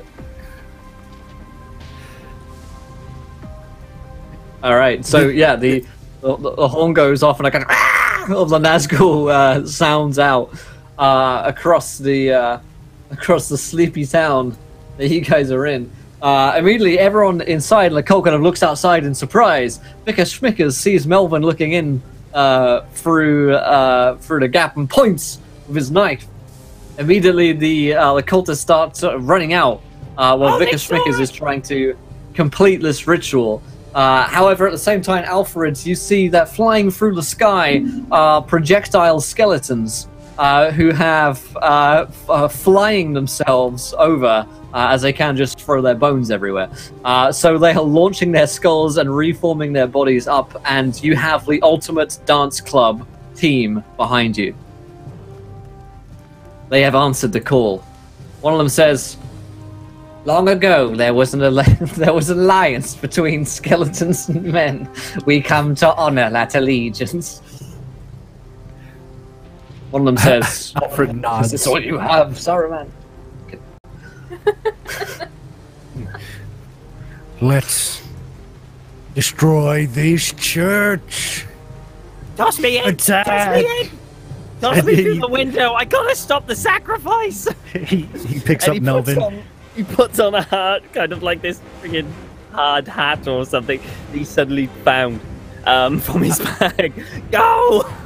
Alfred You can have snaps. this All, helmet from the pipe. Oh yeah, All the of helmet's these- on the bike. two undead collapse and reform into a giant trebuchet. And other undead are like working. It's like the Tomb Kings. I don't know if you've ever seen what a Tomb King skull thrower looks like from Warhammer Fantasy. It's just like this giant skeletal hand with these two Tomb Kings working it, and they're pulling it back, and they're pulling it and pulling it, and they place Melvin into the palm of this undead hand, and they let it loose. Melvin goes flying through the air.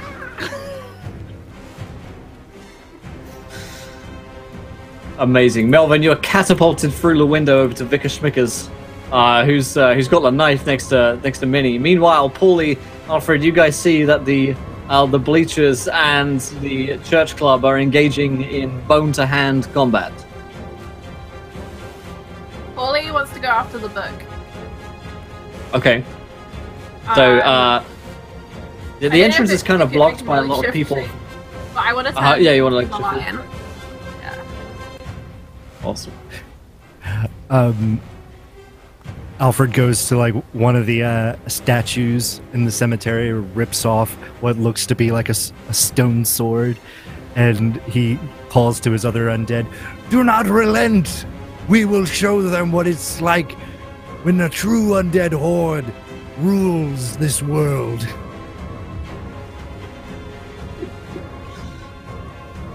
I will punctuate that with a roar.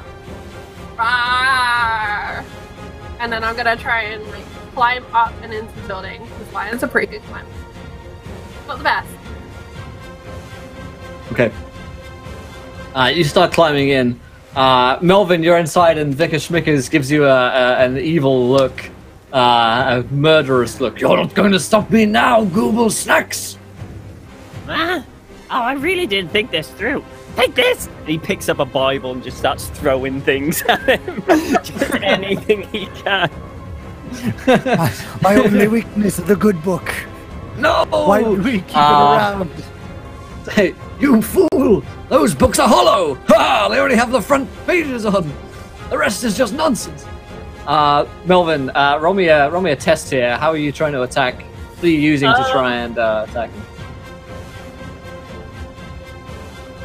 You know what? I'm a magic user, so I'm going to use a little bit of magic to get the accuracy and the little bit of power I need to hit the guy. Okay. I am physically weak, so that's probably a weakness that I'd have to roll. I am physically weak. Okay, yeah, that definitely sounds like weakness. So that is my weakness because it's the lowest one. This will be my strength. Hey! So I'm even, basically. I'm just like Okay.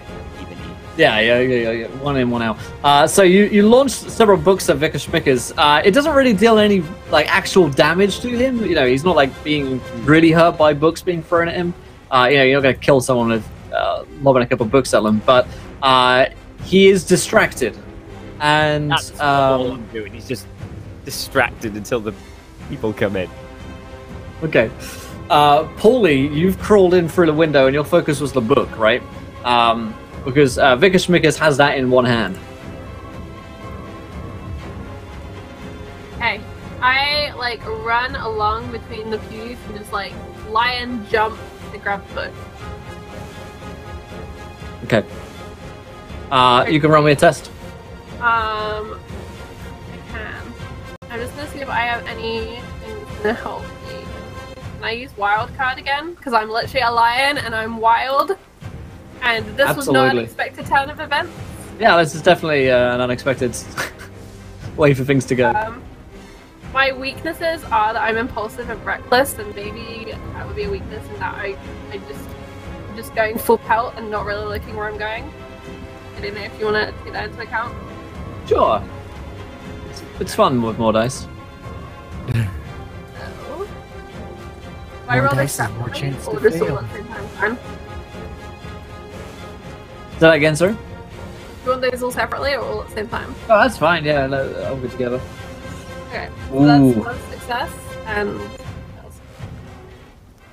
So here's what happens: you go to grab the book, and you've got one hand on it, while Vicar Schmickers has a hand on it as well. Oh, give that back! And you're sort of in a tug of war right now. Let's cut over to Alfred.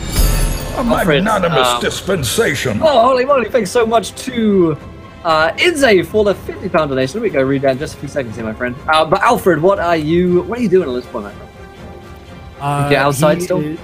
Yeah, he's outside. He's fighting with the undead horde that are doing a mixture of dance and fighting. The cultists try to swing and they smash like these undead to bits, and then they just keep reforming, and then they're like clawing at them and dragging them down. And Alfred is there commanding them in the storm with his stone sword. He's like, "We'll not relent. We will not be enslaved once more by the powers of Charlemagne." Amazing. As this happens, thanks so much, Inze, for that donation. You will notice, Alfred, someone in the fight right now, one of the cultists, is actually being someone that you recognize, someone named Tom Cruise, and he gives this really intense look, and he's like, "We must never let the Church of Scientology be destroyed. Totally a church." And he rushes towards you in a Mission Impossible suit. And he looks like he is set on murdering you with a book on Scientology.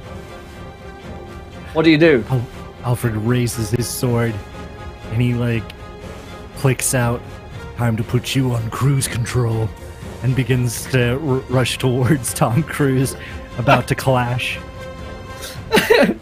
Run me a test against Tom Cruise. Wonderful. Okay, let's see. Perceptive because he noticed. Dedicated because he doesn't want to be enslaved. Egocentric because he wants to be the... egocentric is a weakness because he wants to be the center of attention. And I think that's it. So that's 2 strengths and 1 weaknesses. So let's do 2d6. That's 1 success, and then 1d6 greater than 3.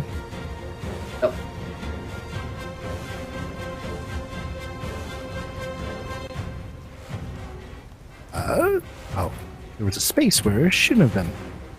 1 success, so I roll a 0. So you are sort of locked in with Tom Cruise right now. His book of Scientology versus your bone attacks. He's not quite on cruise control, you would say, but you're certainly, you're getting somewhere with him. He hasn't got one over on you just yet. Let's see. So Melvin, back in the church, Vicar Schmicker's one hand on the book trying to fight with Paulie. Minnie is on the table. She seems to be bound and tied down. What are you doing? I was thinking that he might go...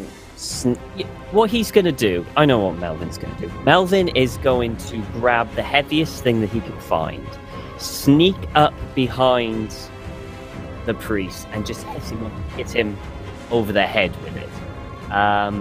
So I've got Quiet and Unseen, the sneaky. Okay. I mean, I suppose I could use magic a bit to give it a bit more welly. Okay. But he's, again, physically weak, so that's going to be a negative as well. So, let us do 3d6. Okay, so that is 1 success and 0 fails. Nice. So I'm at a +1. Nice. So you smack Vicar Schmickers over the back of the head, and with his head sort of cracked by the book, he falls forwards, and Paulie, you manage to grab the book from his grasp as it slips. You have the book in your hands. What do you want to do? Get the hell out of here! Oh, wait, Minnie!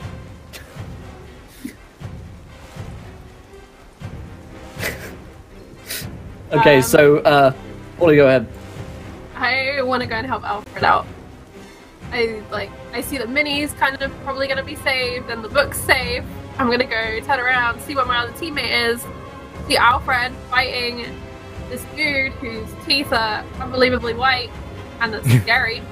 And I'm going to take a run into the danger zone. All right. Do my best to, I don't know, lure him in the back, I guess. Wally's not a violent person, but she's willing to go to this place for Alfred. Okay, alright, let's do it. I don't think I have anything that's going to help me. Alright. 1d6. It's a 4. That's a success, right? Success. Yep, that is. tell me what happens, but something goes a little bit wrong.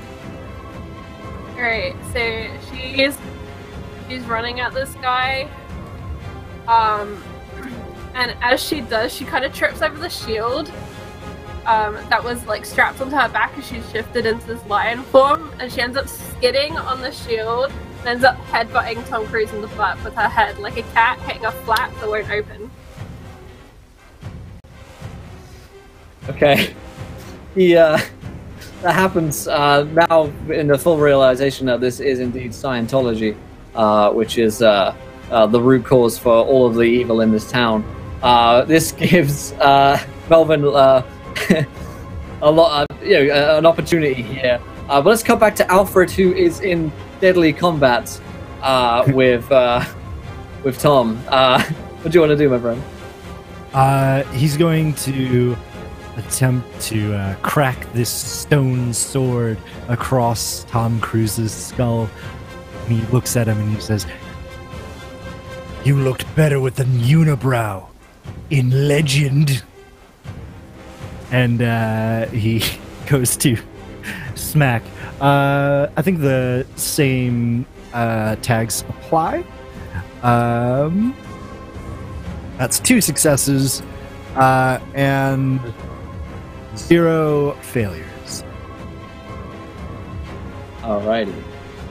So, describe to me what you do to put Tom on cruise control. I take the stone blade and I take the flat of it and I smack it across Tom Cruise's face. He goes down and I place a bony foot on his chest as I just start wailing into Tom Cruise's defenseless body. And he's like, "I like you better in Manchurian Candidate." No! Wally, with like a sore head, turns back into a human form and she's like, "That was some risky business. Good job, Alfred." "I'm going to beat you till your eyes are wide shut." Careful, Alfred. Don't you want some of his parts for the undead cause? "This is for Kate."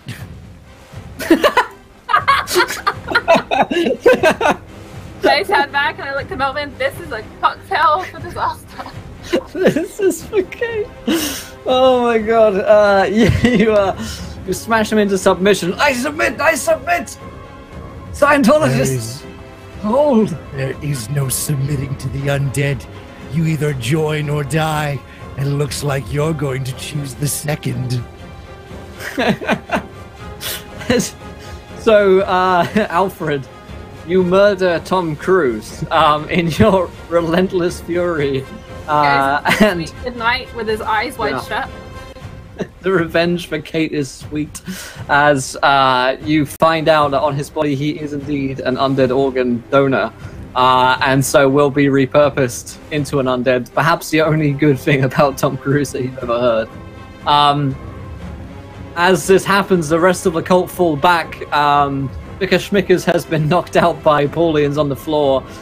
Melvin, you are able to untie Minnie. As you free her, she says, "My hero!" And the two of you embrace in a kiss as you save the day. Oh my god! And Melvin actually has to kind of hunch over and sit down for a bit. I'll be fine in a sec. Hang on. Alfred goes and picks up the book of Charlemagne, and he opens it. And his eyes go Terminator red, and he begins to cackle. It's like, "Finally, I will be known as the greatest lich of all time. I will be known as What's a good lich name? Balthasar. Balthasar. And he begins I like to read. Pikachu more. Okay. He begins to read from the book of Charlemagne. Amazing. So Melvin and Paul, as you're watching this happen, the police are sort of drawing up at this point, trying to figure out what's going on. Detective Martin Stansbury is on the case. What's going on here? But at this point, Alfred is reading from the book, and he is ascending to ultimate lichdom, as Vickers Schmickers was attempting to do in his ritual. He is using the sacrifice of Tom Cruise as the body sacrifice that is required, rather than Minnie. And as Alfred ascends to ultimate lichdom, he is renamed to Balthazar forever longer, and is granted eternal life and eternal power. Now, the rest of that night is a bit of a blur for the rest of you guys, as you try and think back on it. After what happened after Arthur became an absolute lich, and descended to godhood almost, or one step away from godhood. So what I'd like you guys to tell me is what happened to your characters after that night, and what did you do, where did you go, and that kind of thing. So let's start with Alfred. I think it's important that we know what happened with Alfred first of all. Alex, what happened to Alfred then?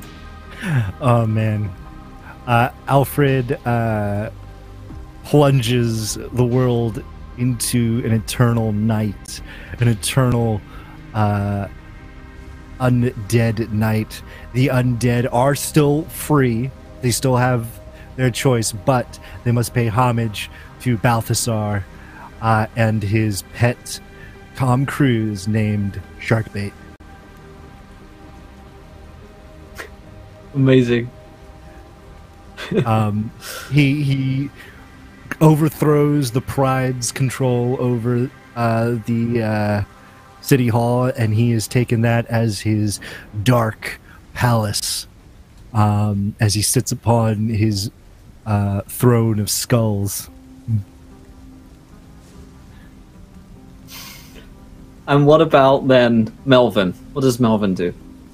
Well, Melvin takes Minnie back home, and he can't believe his luck. He's so excited.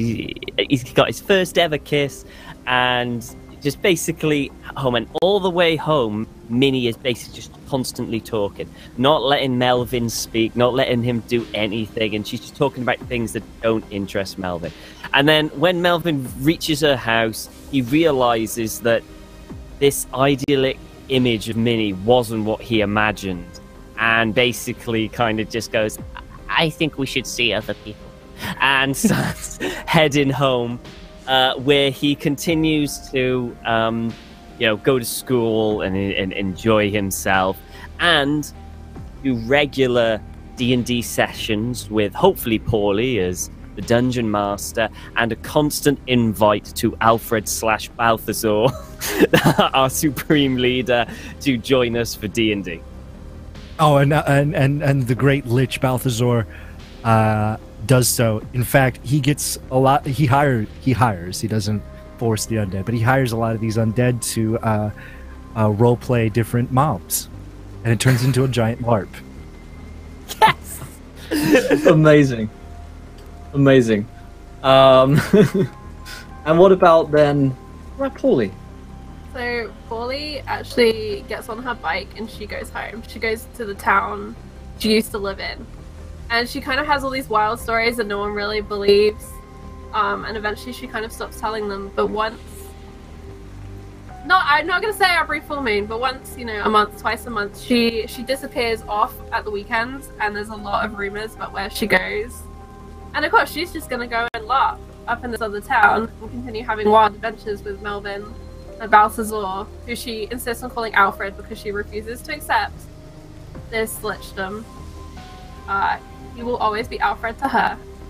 And yeah, so she goes off and she does that. And occasionally, on the way out of town, she'll stop and she'll visit where Kit's buried, and she'll update Kit on what the stories were for that weekend. And then she goes back home. I hope Paula doesn't mind that I raised Kit to be my right-hand man. Amazing. So with the mystery of the town's core solved, of the one true crime, Scientology, having been unmasked and defeated, undead Tom Cruise and Alfred Bonzarelli, since renamed to Balthazar the Undead Lich, go on to do great and terrible things. But at least the town can rest somewhat more safe in the knowledge that Scientology will not be infecting the hearts and minds of the children and killing those brought to justice, such as the murderers of Kit and of Hugibor are brought at last to justice. So perhaps peace descends upon the town for now, until, of course, at a later date, some kind of terrible lich invasion. The peace of the grave. On the way out of town, there's a telegraph pole, and it says, "Have you heard about Dianetics?" And as she goes along, Paulie rips it down, but we see that the word is spreading. It's not just contained within the humble town of Americana. Amazing. That's what the town was blatantly called.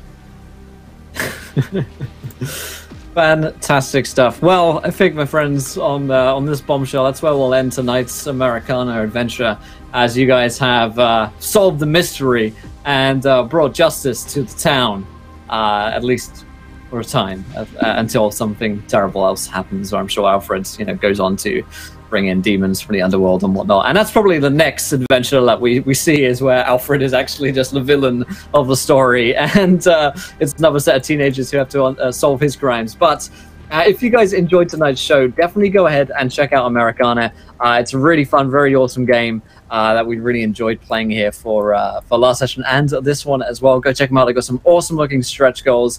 They've already funded. The artwork looks fantastic, and it's a really fun game to definitely go and check out.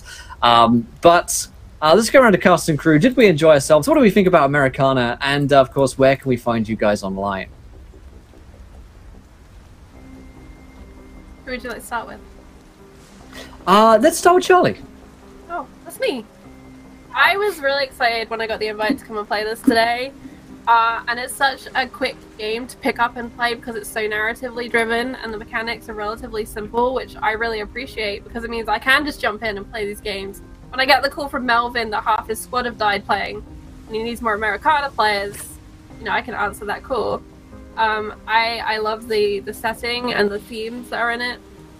Because a good mystery is some of the best storytelling that you can get, and the Americana flavor is a lot of fun. Even if we did veer off into Tom Cruiseville, I mean, it was great. And yeah, I had a great time playing Paulie, and thank you for the opportunity to jump in on this. I hope that I get to play again sometime because it was great fun.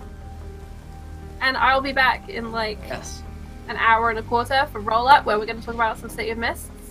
And then after that, I'm playing in 2C Gaming's Dragonflight one-shot with Grant Ellis.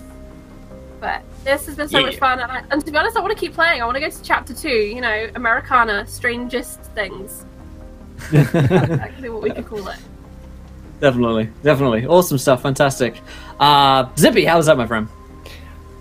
I'm Zippy Zippo. I had an amazing time. I absolutely love this game. I love narratively driven games. I love just being able to sit down with a bunch of people and just kind of pass around the narrative stick and tell a story. I think we did that here today. I'm Zippy Zippo. You can find me here on Twitch at Zippy_Zippo. We do a lot of variety gaming. I also bounce around the Twitch doing tabletop RPGs across Twitch.